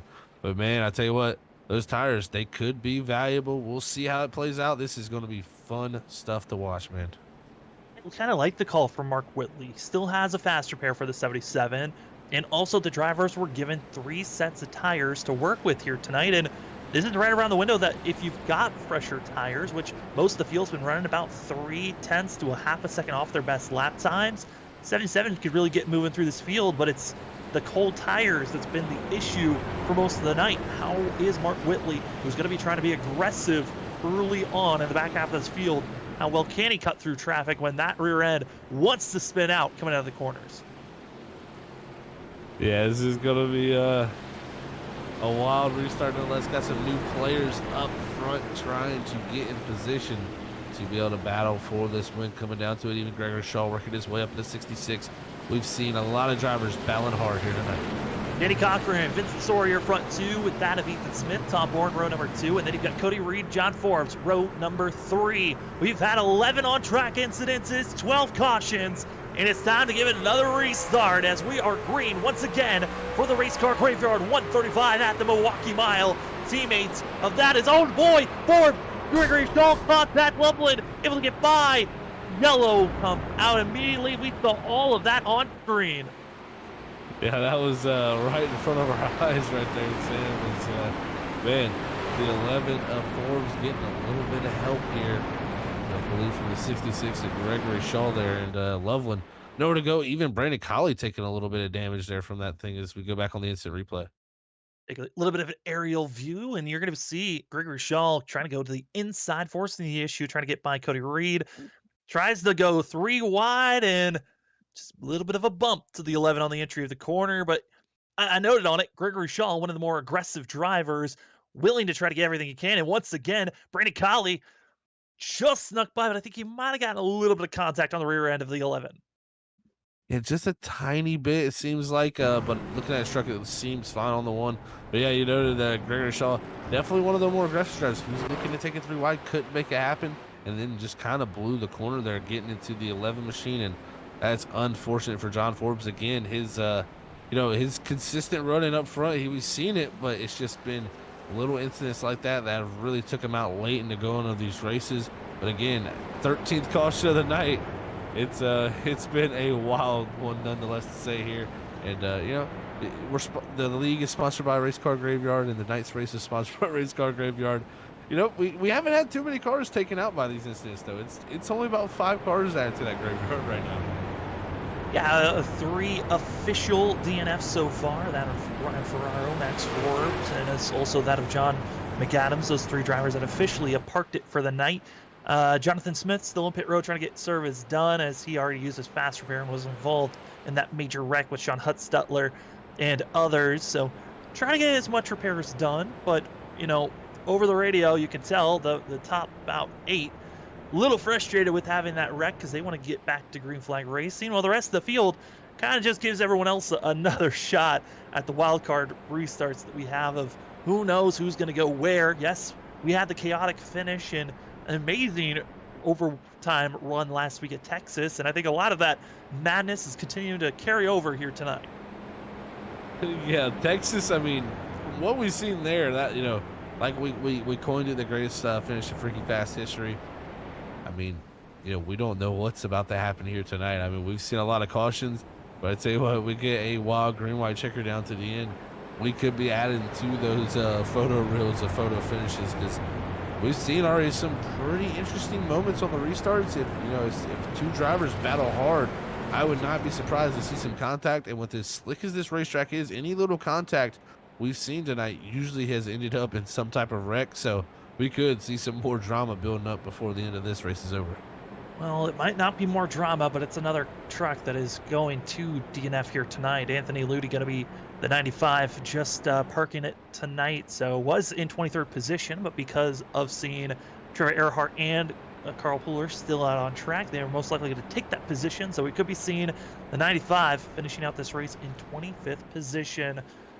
Tonight's race, again, sponsored by that at Race Car Graveyard, as well as the title sponsor of the NAISCC Truck Series. If you're looking to get yourself into the diecast game, go look up that of Race Car Graveyard on Instagram. Use the promo code RCGY to get yourself a little bit off of those diecasts, as well as if you're trying to get any diecast from 1/24th ratios to 1/64th ratios, they've got you covered in classic diecast as well as custom diecast from that of Race Car Graveyard. Thanks again for being the race sponsor as well as the title sponsor for the Truck Series. Top 5 going to be that of Dana Cochran, Vincent Sora, Ethan Smith, Tom Bourne, as well as Cody Reed. We're waiting for the pace car to get off once again. It's the Race Car Graveyard 135 as we attempt again another restart. Pace car is off and we are green. Danny Cochran, another great launch for himself. It's all about that battle for third, though. Who's going to be challenging the teammates that are up front? And it's Smith. Great entry into turn 1. Able to make the pass on Tom Bourne, but Bourne might be pushed back to 5th to continue to stay on the outside. Yeah, that outside line we've seen, it's been a detriment. It's now battle for the lead. Sora did the same thing to set up Cochran that he did to him. Set him up out of turn 2. He's now to the inside here off of 4. Can he get the power down is going to be the question as they all continue to battle behind him. The race for the lead continues on. Sora going to lead this lap. Does he have the lead down in the 1? Vince Zor going to be ducking it low as we see both the battle for first as well as the battle for third. And Vincent Zor clears for the lead. Tom Bourne going to be on the inside trying to get by that of Ethan Smith, and will do so as the battle for the lead. Danny Cochran, a dive to the inside, late move on the center of the straightaway and right in position to take the lead back. Teammates that made contact back at Las Vegas, Danny Cochran kind of gets annoyed whenever we bring it back up, but there's so much storyline behind that Las Vegas win where Danny Cochran gave the bump to Vincent Sora on the last lap, wrecking his teammate, but taking the victory now with a daring move, put himself back up front. But watch out, here comes the 31, Tom Bourne, who has already used his fast repair, but this 31 has been finding more and more speed as this race continues on. Yeah, he has definitely been finding that for sure, Sam, as he's worked his way to the top 3 now. He can see the 2 leaders directly ahead of him as this race has been a wild one with all these cautions. He's been able to navigate his way back after battling for 4th and getting involved in that instant, hitting the barrels. He's done a heck of a rebound here to get back up here. But Danny Cochran and Vincent Sora, I think that's fireworks that have yet to come. We already seen the big block from Vincent there to Danny as he takes the lead back from Vincent. But man, oh man, Sam, does Vincent repay the favor from Las Vegas? Because I'm sure he remembers his teammate definitely laid the bumper to him. I mean, it's one of those things is when we were looking at, Tom Bourne's information, you saw the Elmo with fire around him. I think that's what we're getting prepared for, is the chaos and the pandemonium that's about to build up, because you've got Danny Cochran and Vincent Sora. Like you said, will there be payback of Vincent Sora getting back to his teammate to try to get a victory here, become the first 3-time winner in the Truck Series? You've also got Tom Bourne, who hasn't been here since week number 2 at Rockingham, which that's his only start of the season. Then you've got Cody Reed, who's looking for his first top 5. Ethan Smith, who's shown speed back in 5th. And also, now up to 7th is Brandon Colley, who's making a great charge. He was only back in 18th, now up to 7th. And we also got to be wondering, where's Mark Whitley? He's up to 9th with fresher tires. Man, this is definitely getting more interesting now as we've got a few laps here underneath the belt, and Colley really starting to make his way back up to 7th as here comes Whitley on the fresh tires. We'll see what he can continue to do. We'll see how big a difference they are for him as he continues his way up. He has been turning some pretty quick times, 29.99 to our leaders 30.15. So really about 2/10 quicker than our leaders. So good job by Whitley here as he's going to go to the outside of the 29. Well, we'll see if that of Guildhouse wants to hold on. It looks like he'll be just backing out, gifting that position as almost a little bit of a tap between the 29 and the 77 coming out of turn number 4, side by side. And there goes Tanner Johnson behind into the inside wall, losing ground as he stayed straight. But the yellow flies, that looks like Cody Dorsey spun around out of turn 4, bringing out the yellow. Yeah, it's all that was happening with Tanner Johnston there. The drivers behind him were wrecking anyways, so Dorsey there losing it off of turn 4 in a similar spot we've seen all night long, and really Huffsteller nowhere to go again here as we look back at the replay. Take a look at what happened to Cody Dorsey, and again, it's going to see the 23 initially get spun in front of the 9, but how did he react as well as the drivers behind him? And he just looped it even before the wreck, and Sean Huffstetter, who had already used the fast repair, hard contact is into the 9, but shouldn't be too bad for himself. And rear end gives a little bit more scrapes to the 94 just to give him a little bit more scrapes. But Zach, another wreck, another time for the drivers to take a little bit of a relax. And for us, we'll do a quick one as well. We'll come back in just a few moments as another caution number 14 here at the Milwaukee Mile.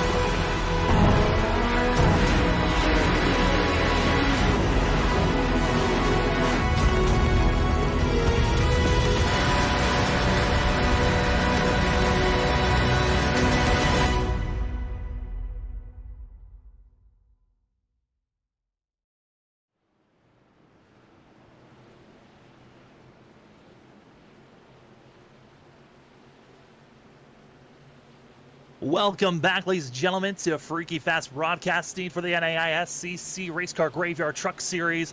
We're about to get green once again. It's less than 30 laps to go, and up front, the top 7 did not come to pit road, and already going to be seeing a driver not able to get going. It's going to be Christopher Norris that does not get going in the 38, clogging up drivers that took 4 fresh tires. 38 stays high, and Tom Bourne able to move forward. Tom Bourne going to be the first of the drivers that took 4 tires under this pit stop. We'll see how quick the 31 can get going, as the rest of the field, they are on a hunt. You've got most of our front runners on older tires, and the rest of the field, they got 4 freshies coming out of turn number 4. Man, they are slicing and dicing with the new tires right now, trying to get every spot they can because they know a caution lurks right around the corner here at any moment, so you need to get this done as quickly as you can. Tom Bourne, though, getting it done now to the back bumper, Ethan Smith. And Tom Bourne's got to be careful because he's got Gregory Shaw, Mr. Aggressive, willing to bump and move you out of the way. We'll see if he does it here. He's going to be ducking it low, and they're wrecking behind. Oh, no, the big one. Ford's also involved. Loveland, as it's light as well as that of Guildhouse. Major wreck. And honestly, I think that might have saved Tom Bourne and that of Shaw from causing the big one up front. Yeah, I think you definitely called that one, Sam. There is, man, I would tell you what, they found the secret hole in the wall that is on the back straightaway there, and that bounces up that wreck right in front of the field here as we'll look back on the replay. The 29, though, and the 13, I think, involved in this. Yeah, we're going to be taking a look here. The 13 thinks he's clear, comes down right into Guildhouse, and they both just get trekked into the inside. And yet, they talked about it, the little kink in the middle of the back stretch comes back up. Norris, but it's Forbes has nowhere to go. And hard contact for himself, as well as Loveland. Forbes and Loveland both involved in earlier incidences. And with this wreck, Alexander Light, James Loveland, both immediately leaving the server, as both of them had already used their fast repairs and their nights are done.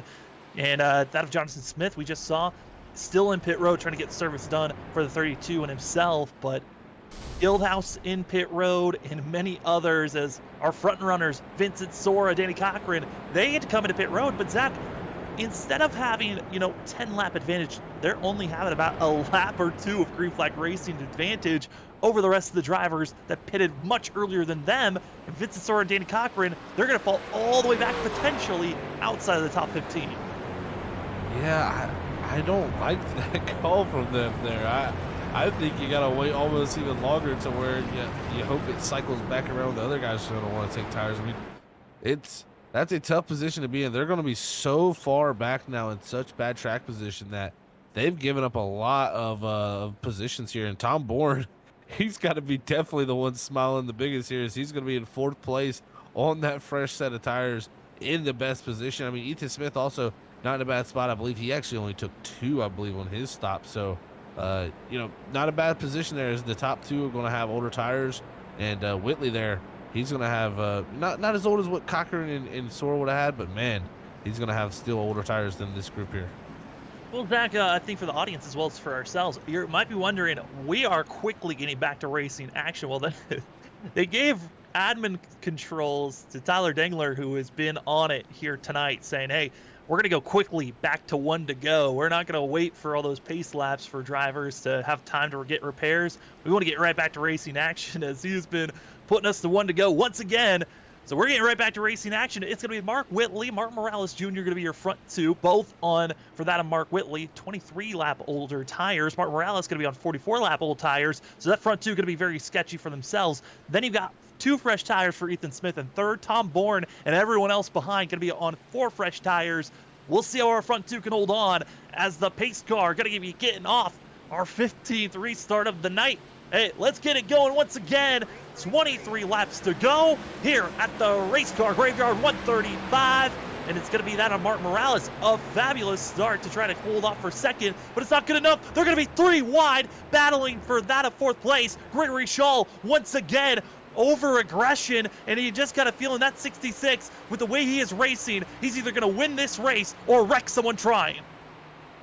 He's definitely going for it, Sam. We've seen him before. He's been one of the guys that really charges hard on a new set of tires. He's going to be trying everything in his power to get up there now, as Brandon Colley also charging for it. He's going to pass Mark Morales, but Bourne going to the inside of Shaw here, down into 1. This is going to get to be some fireworks here, I believe, for this 3rd spot, as they got them new tires. Tom Bourne felt like he was just shoved out of the way, so he's going to fight right back with Gregory Shaw for that third place position, which is great for our front two because they can just pull away. But here comes that of Cody Reed in the 25, who's been up front in the top 5 for most of the night, as well as a driver that's actually led here, Brandon Colley, back to the mix in 6th place. As, oh boy, there goes the 25, sliding across the line, and we get another yellow here, Zach. Oh man, and Vincent Sora involved in this one too. Major incidents. He gets hit by the 24 Morales Jr. So major contenders took it out here on this incident here. And a little bit of, drivers doing their best to avoid carnage, but 15th on-track incident, bringing out a yellow, coming to 20. We're going to have less than 20 laps to go, and we go green once again. But man, Zach, you could just tell the way these drivers are racing with fresh tires. It's like they forgot how loose they can get out of the corner when you're on these fresh tires. But it was Mark Morales that was on older tires, just gets loose, and like you said, right into Vincent Sora. 24 goes right into the outside wall. Overcorrection for Sora, and Tanner Johnson nowhere to go. Pile drives, T-bones the 15, and other drivers just shaking their head, just wondering when and how will this race end. Man, if you're Vincent Sawyer, saying what could have been to just a bad pit call time-wise for him, and it's going to set him back major in this race. Cochran was able to get back himself up the 8th position as he barely misses that wreck. So, man, those new tires right now from the 2nd positional back, but Whitley was doing good with the older tires, able to hold on to that gap. 19 to go here, Sam. If we keep getting yellow after yellow after yellow, he's got a good shot to be able to hold this gap, I believe. Yeah, it's going to be, all about how does Tom Bourne, Gregory Shaw, and Brandon Colley work with one another. Those are the 3 drivers that can have a major threat with Mark Whitley and Ethan Smith. But, you look at those 3, Tom Bourne has only done 1 race with these drivers, so he's still trying to get acclimated to all the drivers around him. Gregory Shaw, we know how aggressive he's willing to be, and for Brandon Colley, he's already won this season, so he's locked into the playoffs. He can be as aggressive as he wants, and you look even further back than them in 8th place, you got Danny Cochran, who luckily avoided that wreck, but has shown pace to possibly win here tonight. That's a lot of work to move up into the top 5 for a shot to even win. Zach, you look at where our top 5 lie, I mean, top 10 really, to that matter, and who's one of the drivers that you're feeling like either is for sure a lock for yourself or is an underdog to watch out for?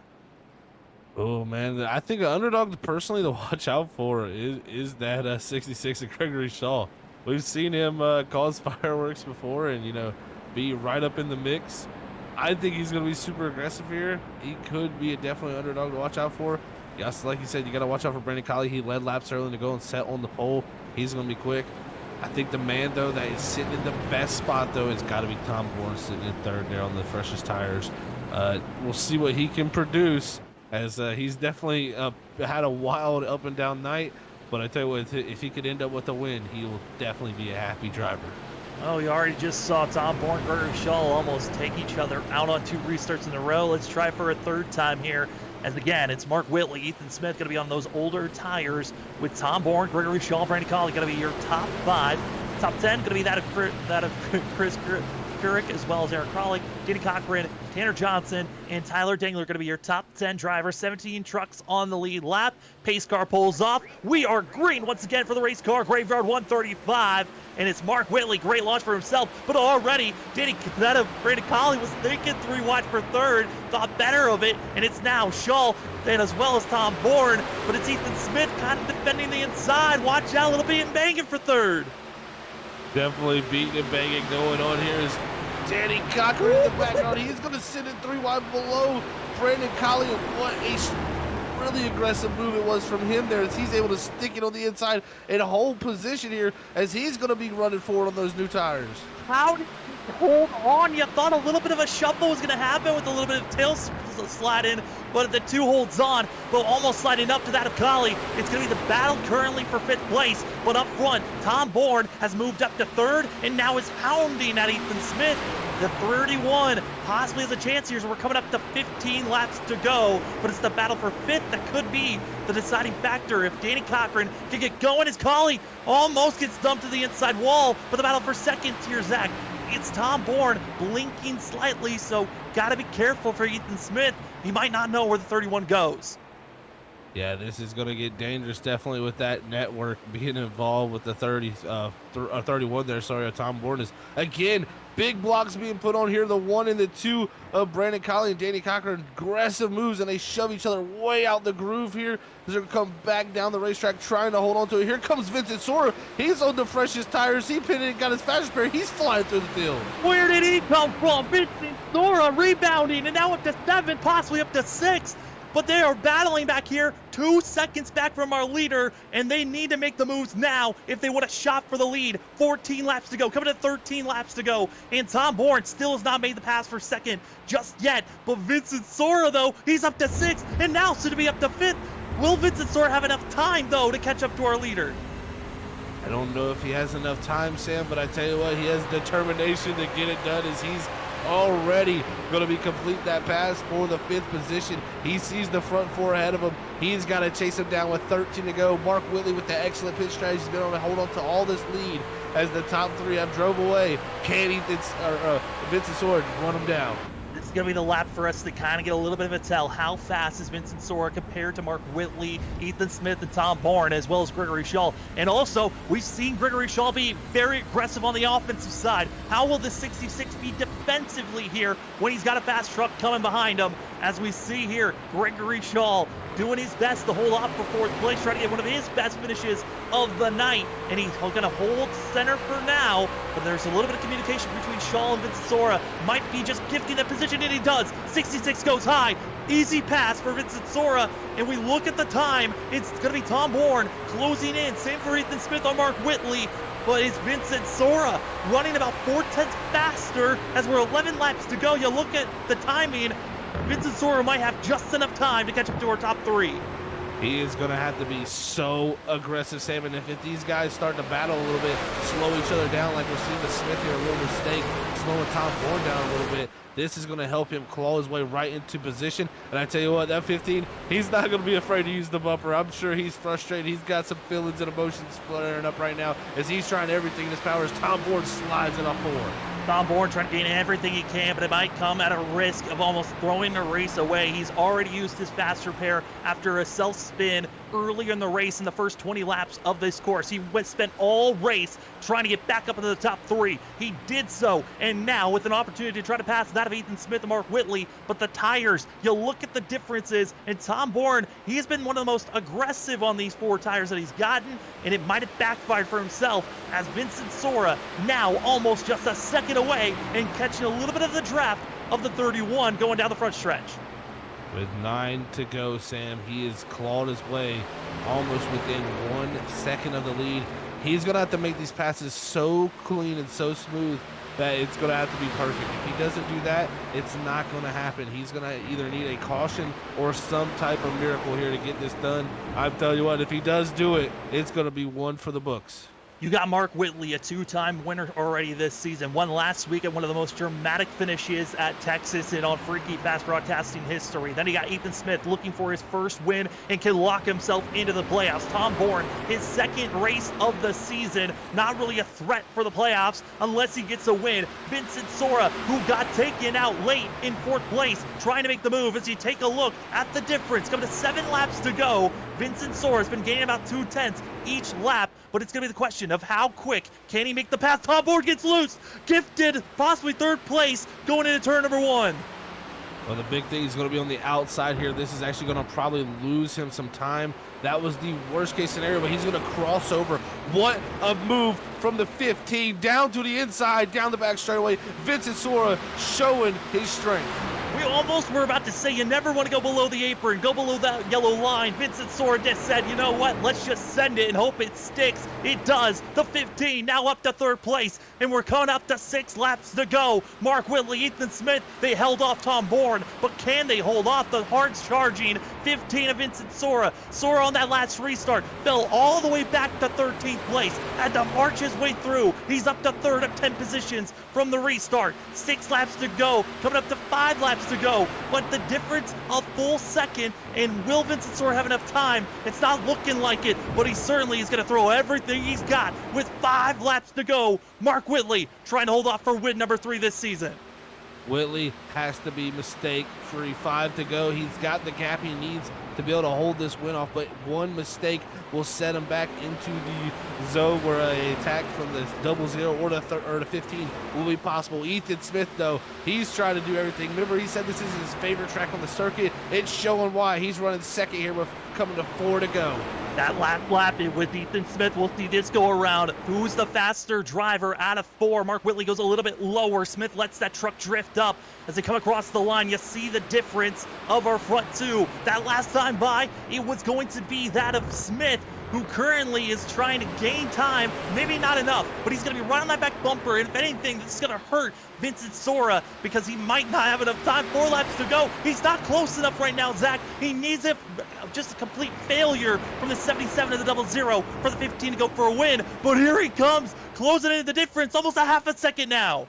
3 to go here, Sam. If he can get past this 00 within this lap, he may have a chance. He's closing in, gets right to the back bumper, and man, oh man, he's definitely giving us something to hoot and holler about here as we're coming down to the end of this thing. If we get the Cosmic Candle white flag, then we will be racing it to the end. But if a caution comes out before the white flag, we go into overtime. Vincent Sora right on the back bumper of Ethan Smith, trying to make a little bit of a bump, get by the 00, but it's a blocking move from Smith. It slows down to 15. 2 laps to go. Mark Whitley, about a second on that of Sora. Sora dives him low. He needs to make the pass this lap. He is trying every bit of racing surface he can on that curve. It's not going to have enough power to get it down. And the caution flag is out. Yellow flies and it's Danny Cochran involved.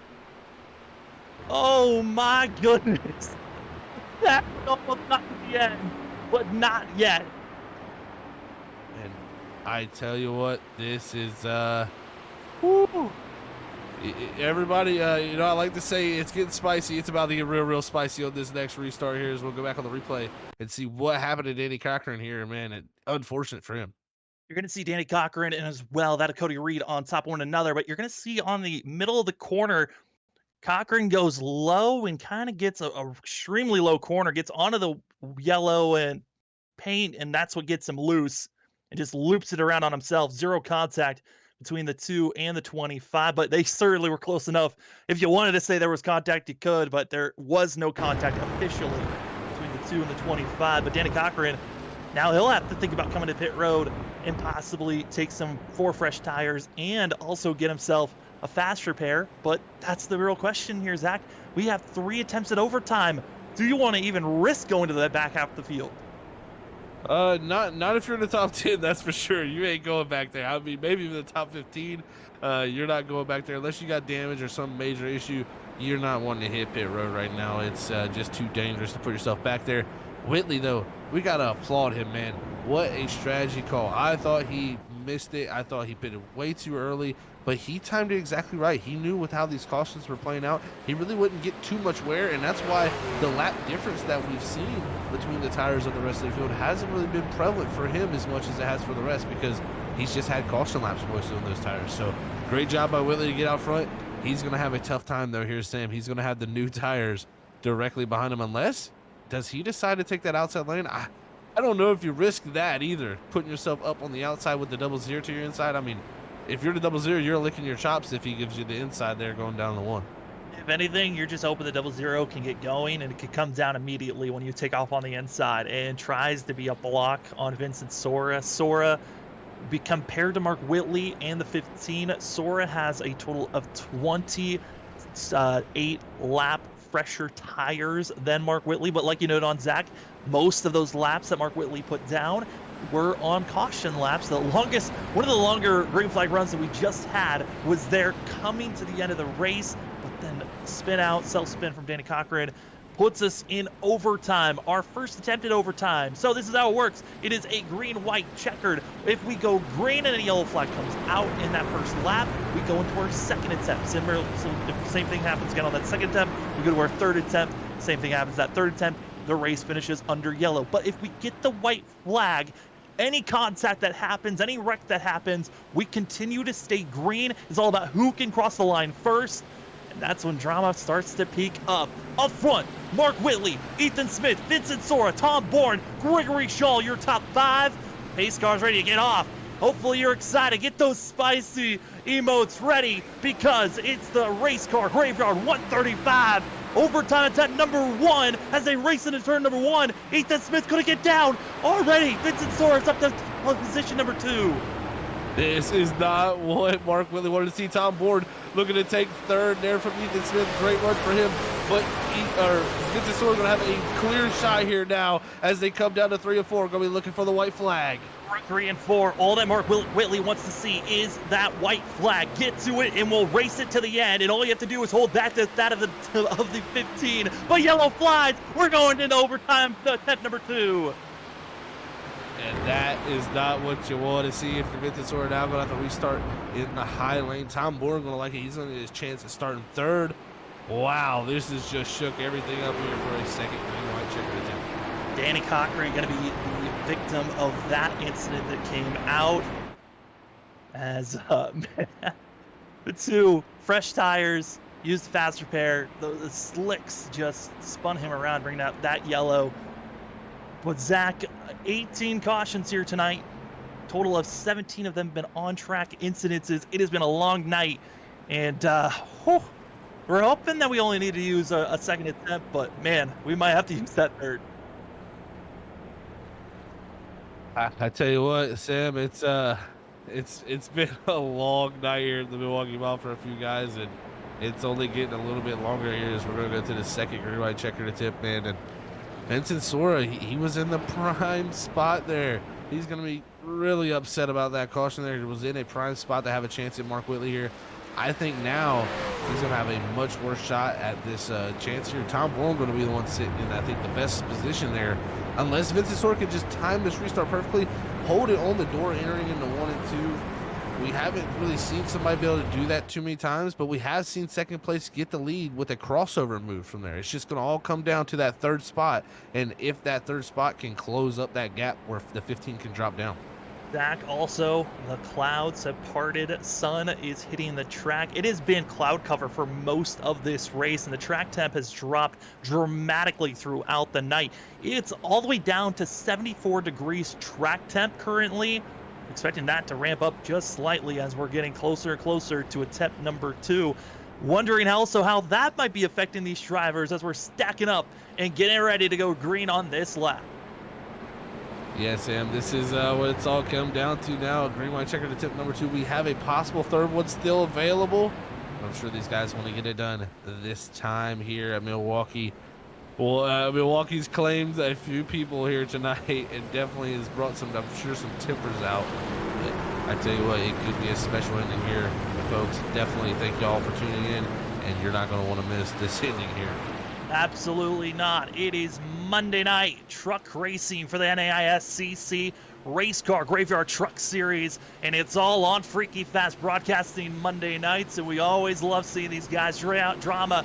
Last week at Texas in overtime, drama strikes again, but it's time to see who could get a win here for the Race Car Graveyard 135. Mark Whitley, Vincent Sora, both looking to get their third win this season. Tom Bourne, Ethan Smith, Gregory Shaw, all looking to get their first win this season, and already it's that outside line getting a good run. Sora giving a little bit of bump to Mark Whitley, but it wasn't enough as it's going to be 3 wide battling for 5th place, and a car going around. Overcorrection, wrecking further back.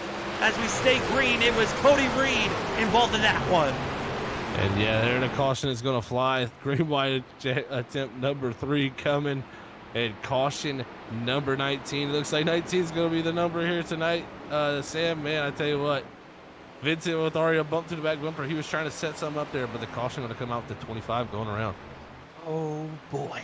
Well, over the radio, Vincent Sora came over with a giant sigh. Said, come on, guys. Understanding for Vincent Sora, he was right on that back bumper going into turn number 1, gave a little bit of a shove, but Zach, I think for Vincent Sora, he's seen his chances of getting a win here being snuffed out because we cannot stay green to get to that white flag. Yeah, I think you're exactly right about that, and he had the perfect setup there. He had a great restart, was able to jump down in front of Tom Bourne, who was kind of sleeping a little bit. That gave him that lane to jump down. If that doesn't happen this time and Tom is more alert with this restart, it's going to close that door for him to jump down. He's not going to have as good a chance to be able to do the move like he wants. And man, you got to be feeling for that guy. And also got to feel for Cody Reed, who we talked about. He runs up front a lot of times in these races, but just waiting to go in some strikes. And what do you know? Again, Cody Reed getting sent around there by the contact between him and Gregory Shaw. Yeah, Cody Reed was trying to get himself his first top 5 this season. He's only had 1 top 10 so far this season, but he's going to be all the way back in 19th position. Up front, Mark Whitley, also Vincent Sora, going to be your top 2 again.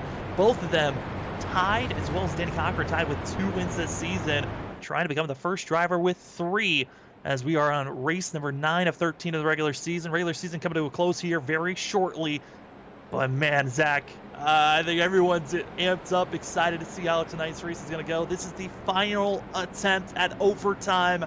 This is it. You got to lay everything out on the table. If Vincent Sora, if anything, we could see him absolutely pile drive Mark Whitley, try to take this win. We could see the same from Tom Bourne or from Smith. But, you know, most of these drivers want to make it a clean finish. But you can tell the aggression is up. It's short track racing at the Milwaukee Mile. Well, you know, the whole saying is, when you know the ending is coming is when you're going to be the most aggressive right here. I mean, everybody knows whatever happens now is the end of the race. We get a caution, it's the end. It's the, you know, so everything is going to be laid out there. All the chips are on the table. All bets are getting taken up right now. Is everybody going to be going for that crown jewel of the win here, or a better position than they're sitting right now? Last attempt, Sam. This is going to get very, very spicy, everyone. I hope y'all enjoy. Hey, us from the booth, we weren't sure how could they carry the momentum and drama and amazing action from last week at Texas. Well, they've done it. We're going to attempt number 3. This is it. This is the final attempt. Who's going to get it done for the NAISCC Race Car Graveyard Truck Series here for the Race Car Graveyard 135 at the Milwaukee Mile? It's Mark Whitley, Vincent Sora, Tom Bourne, Ethan Smith, and Brandon Colley going to be your top 5 as the green flag is out. Tom Bourne once again sleeping. It's your front 2 taking off. Mark Whitley, he's got to hold on as Vincent Sora tries the outside line, but he is now going to get a great launch onto the aprons to 15. Coming out of turn number 2, Zach. He's got a good launch here, but the wrecking on the backstretch. Gregory Shaw goes around. I don't know if that's going to trigger a caution. It's not. As they're wrecking for third. Bourne sliding. He saves it. What a save as we're coming to the white flag. Oh no! Mark Whitley got 1, and no! It's for them. They're not. It's calamity on the front stretch. This race will end under yellow, and Vincent Sora does it again. It wasn't his teammate spinning, but a little bit of redemption, you could say, in a different fashion. Oh my goodness. As you see up front, they now get to just pace it. Zach, this race is over. It's going to be that of Vincent Sora, Ethan Smith, and Christian. What? Current top 3 potentially here. I think I thought he had third there, but I think with the time of the caution, I think he's going to come home in the 4th spot. So oh my you're goodness. going to get all the way to 4th from 28th. But wow, I've alluded, I think, to the rivalry between Vincent Sora and Brandon Colley and Mark Whitley before. But I tell you, I think that rivalry just got kicked up a little bit more there. I know, probably not meaning to do that, but definitely sending that 77 around here to take the win. Everything's still being shuffled up, and when we look at the end results, a lot of that is going to be under unofficial, as the race admins are going to have a fun time with tonight's race on where to place drivers. But unofficially, Vincent Sora in the 15 going to be getting his 3rd win of the season here tonight at the Milwaukee Mile for that of the Race Car Graveyard 135. Zach, we had to use all 3 attempts. We didn't even get to finish it at the end, as they got to pace it around for the Cosmic Candle white flag. But whew, coming to the end here, we knew it was going to be scrappy, and it certainly was, as Vincent Sora gets to burn it down at Milwaukee. And this 1 mile course for 35 laps was the regulation. We had to use 147 officially. 15 gets the win, gets to burn it down.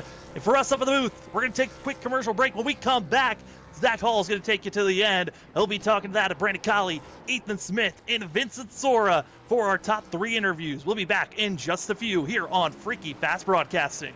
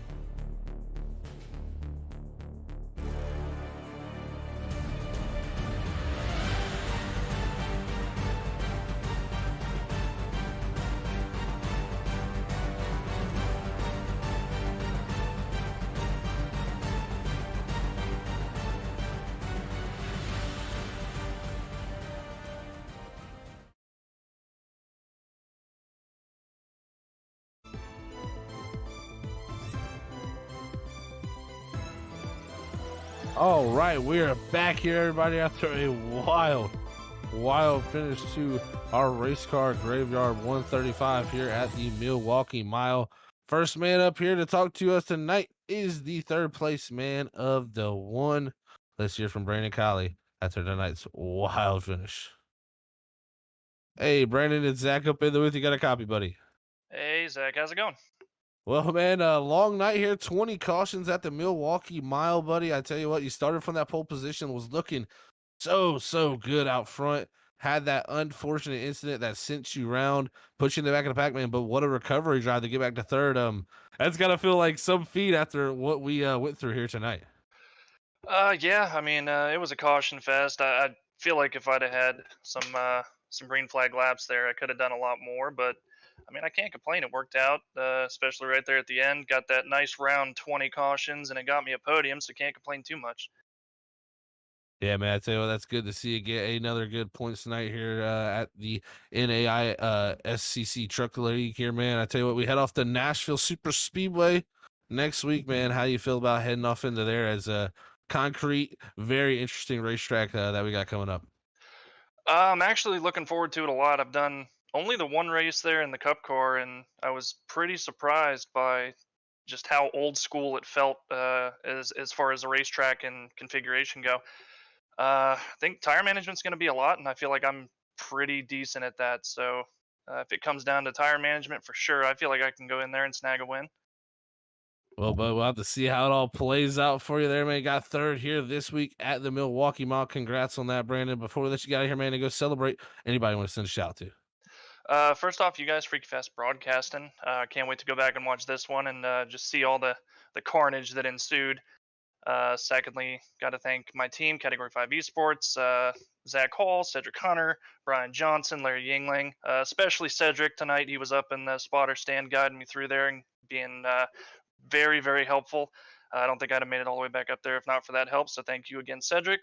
And also the NAISCC Truck League.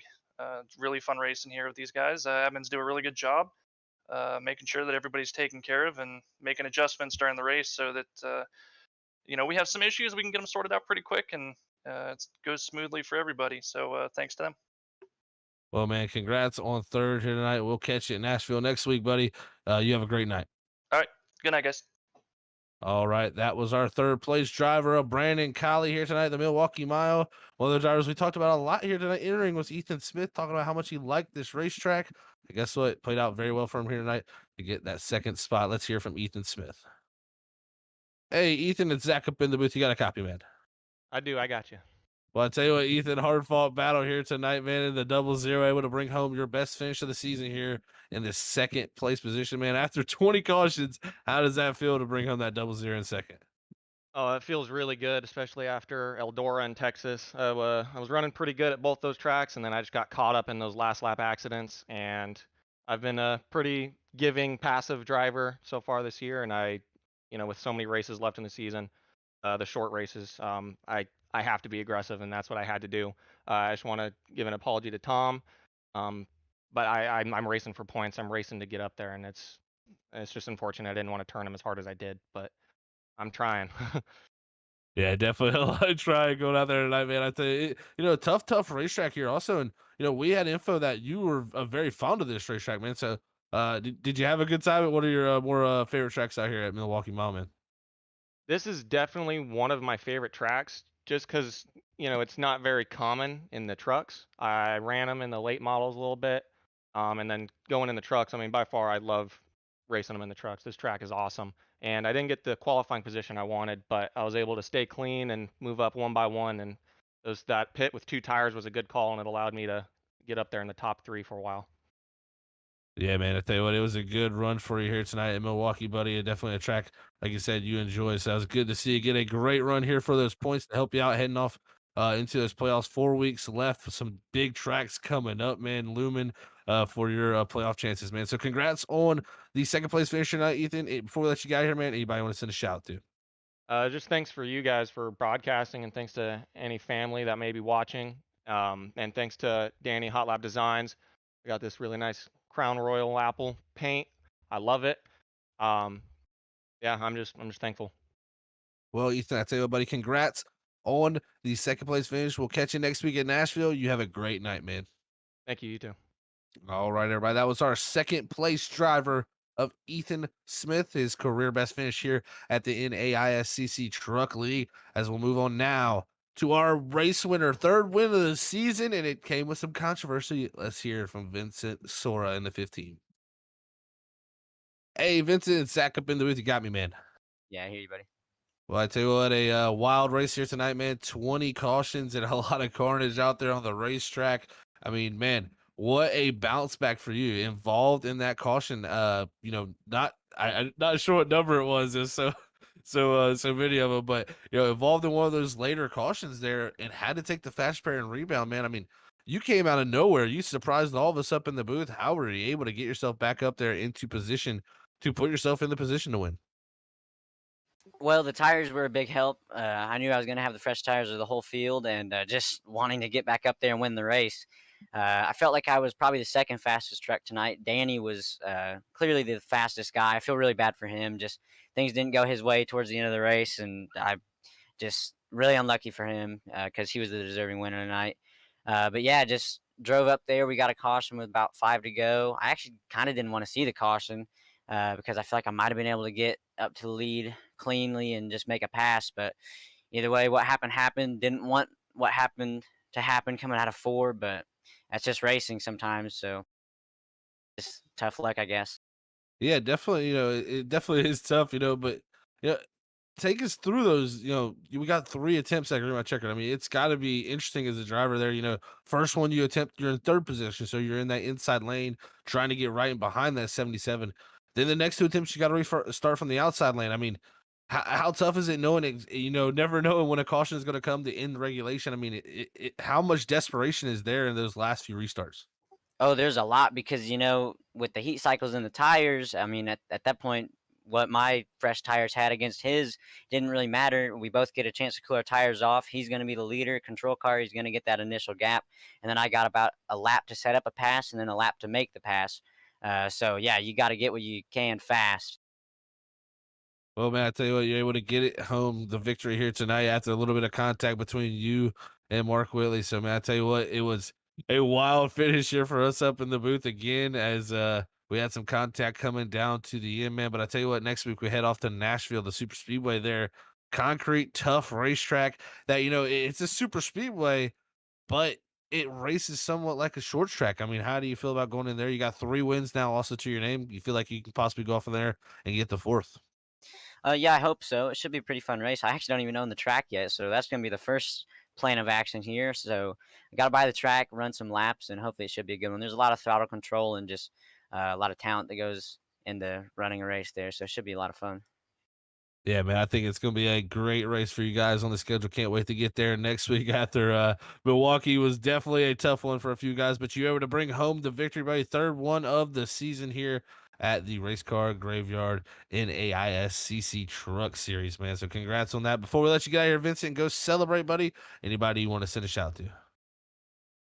Yeah, just everybody in the league. It was a rough race for a lot of guys tonight, but they make it possible. So just everyone that shows up on a weekly basis, all of our sponsors that make it possible, the admins, and you guys for broadcasting, and then of course Danny for running the great race and making me a beautiful paint scheme. Well, I'll tell you what, Vincent, congrats again, like I said, on the win, buddy. We'll catch you next week in Nashville. You have a great night, and we'll catch you there. All right, see you guys. Thanks. All right, everybody. That was your race winner here tonight at the Milwaukee Mile for the Race Car Graveyard 135. And man, 20 cautions. We might have built a race car graveyard here tonight as we go through our final official results. There it is. Vincent Sore bringing home the race victory number 3 of the season. 2nd place is going to go to Ethan Smith in the 00. 3rd is going to go to Brandon Colley after clawing in his way back after spinning. 4th is going to go to Christopher Keurig, our biggest mover through the field from the 28th position. 5th is going to go to Tom Bourne, his 2nd start of the season. 6th is going to be Sean Hust after involved in multiple incidents, works his way back up there. 7th is going to go to Aaron Kralik, a great top 10 finish from Mark Morales. 9th for Tyler Dingler, and rounding out a top 10 is going to be Danny Cochran as he's able to claw his way back up there after being involved in late cautions here at the end of this race. But man, what a crazy race as we look through the rest of the results. Really some drivers who had some up and down nights, mostly the one who had the lead coming to the end of this race. Mark Whitley going to finish back in the 18th position, looking for that 3rd win. Was not able to get it done here tonight after winning at Texas last week and winning also at Eldora for 2 in a row. So Mark Whitley not able to get it done here tonight, but he had a great race nonetheless here. I unfortunately bring it home in the 18th spot, but man, what a night it was. We all thank you all for tuning in here as always. It's been a pleasure to call the action as we're going to head off to the Nashville Super Speedway next week here on Monday nights at the NAISCC Truck Series, brought to you by Race Car Graveyard. It's going to be, I'm excited for that one. That is a track I haven't even done a race on personally, so I'm about to go get myself some driver time and get some laps out there to figure out what these trucks drive like, so I can tell you guys exactly what it feels like to be battling out there with the competition each and every night. But I can't wait for that. So make sure you tune in next week. And if you haven't yet, Make sure you hit that thumbs up button if you're still tuned in. We had a good crowd out there tonight. And also hit that subscribe and bell notification button and share it to your friends. You want to show someone some cool iRacing racing action that you enjoy as your hobby? Share Freaky Fast Broadcasting to your friends, your family, anybody that you think would enjoy our content, as it really helps us out here. So again, thank you all for tuning in here tonight. We're going to send it up to our producer, Robert Moyer Jr. here to close out tonight's broadcast before we head off to our next broadcast on Wednesday. All right, thank you, Zach. That's right. Yep, our next broadcast will be Wednesday night with Underdog Racing League, as they're still in their playoffs.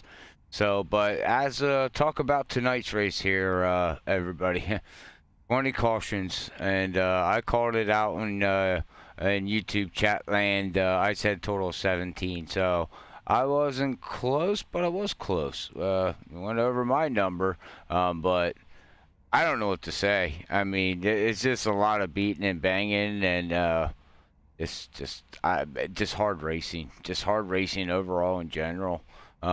And you know, things are heating up here as we get closer and closer to the playoffs here, like Zach was saying, and Sam. You know, we're getting down to the crunch time. You heard it from Ethan Smith here tonight in that 00, finishing second. He's got to claw himself now. I mean, he's at the point, and there's some drivers here now at the point that they got to claw. They got to claw for every position, every point that they can to try to make the playoffs. We're getting down to the nitty-gritty for the playoffs, and these drivers raced all season long, and it's only going to heat up. You know, it comes to a point in time where drivers, you know, you try to show respect and you try to give respect, but that one position can put you into the playoffs or it can knock you out of the playoffs. So, I mean, and then you got your stage points, you know, you got guys battling for the top 5 positions. Need them stage points, can help you get in, help you get, or help you out. I mean, it's just going to get you know, more. I think it's just going to get more heated up. And then, you know, we're leaving here, you know, with Mark Whitley and Vincent Sora. We talked about it in the previous broadcast. We talked about it tonight's broadcast. That battle between them two, it's starting to heat up a little bit, so everybody pay attention to see exactly what happens on there. If there's going to be tempers flying, screaming, suspensions might be coming. We don't know. You know, in the future, all depends how these guys react out there. So, anyways, we'll find that out all next Monday night as we'll be live with these guys at 8:50. But like I said, our next televised broadcast will be Wednesday night at 8:30 with Underdog Racing League. So make sure that you come out and tune in on Wednesday night and enjoy the content here and share it with your friends on your social media platform of your choosing. We do much appreciate it. And like Zach said, if you enjoyed this content, give us a likes up. If you're going back and watching this replay and you like it, hit the likes up. If you didn't like it, there is a thumbs down. We don't get mad about it, you know. That shows us that we got to do something better or try to keep them thumbs up so we don't get a thumbs down. But with that being said, hopefully everybody has a great rest of your Monday night. Go get some sleep. Enjoy your work tomorrow. Be safe out there, and we will catch everybody on Wednesday night. But until then, we want to stay here at Freaky Fast Broadcasting as always. God bless everybody. We love you all. Peace out.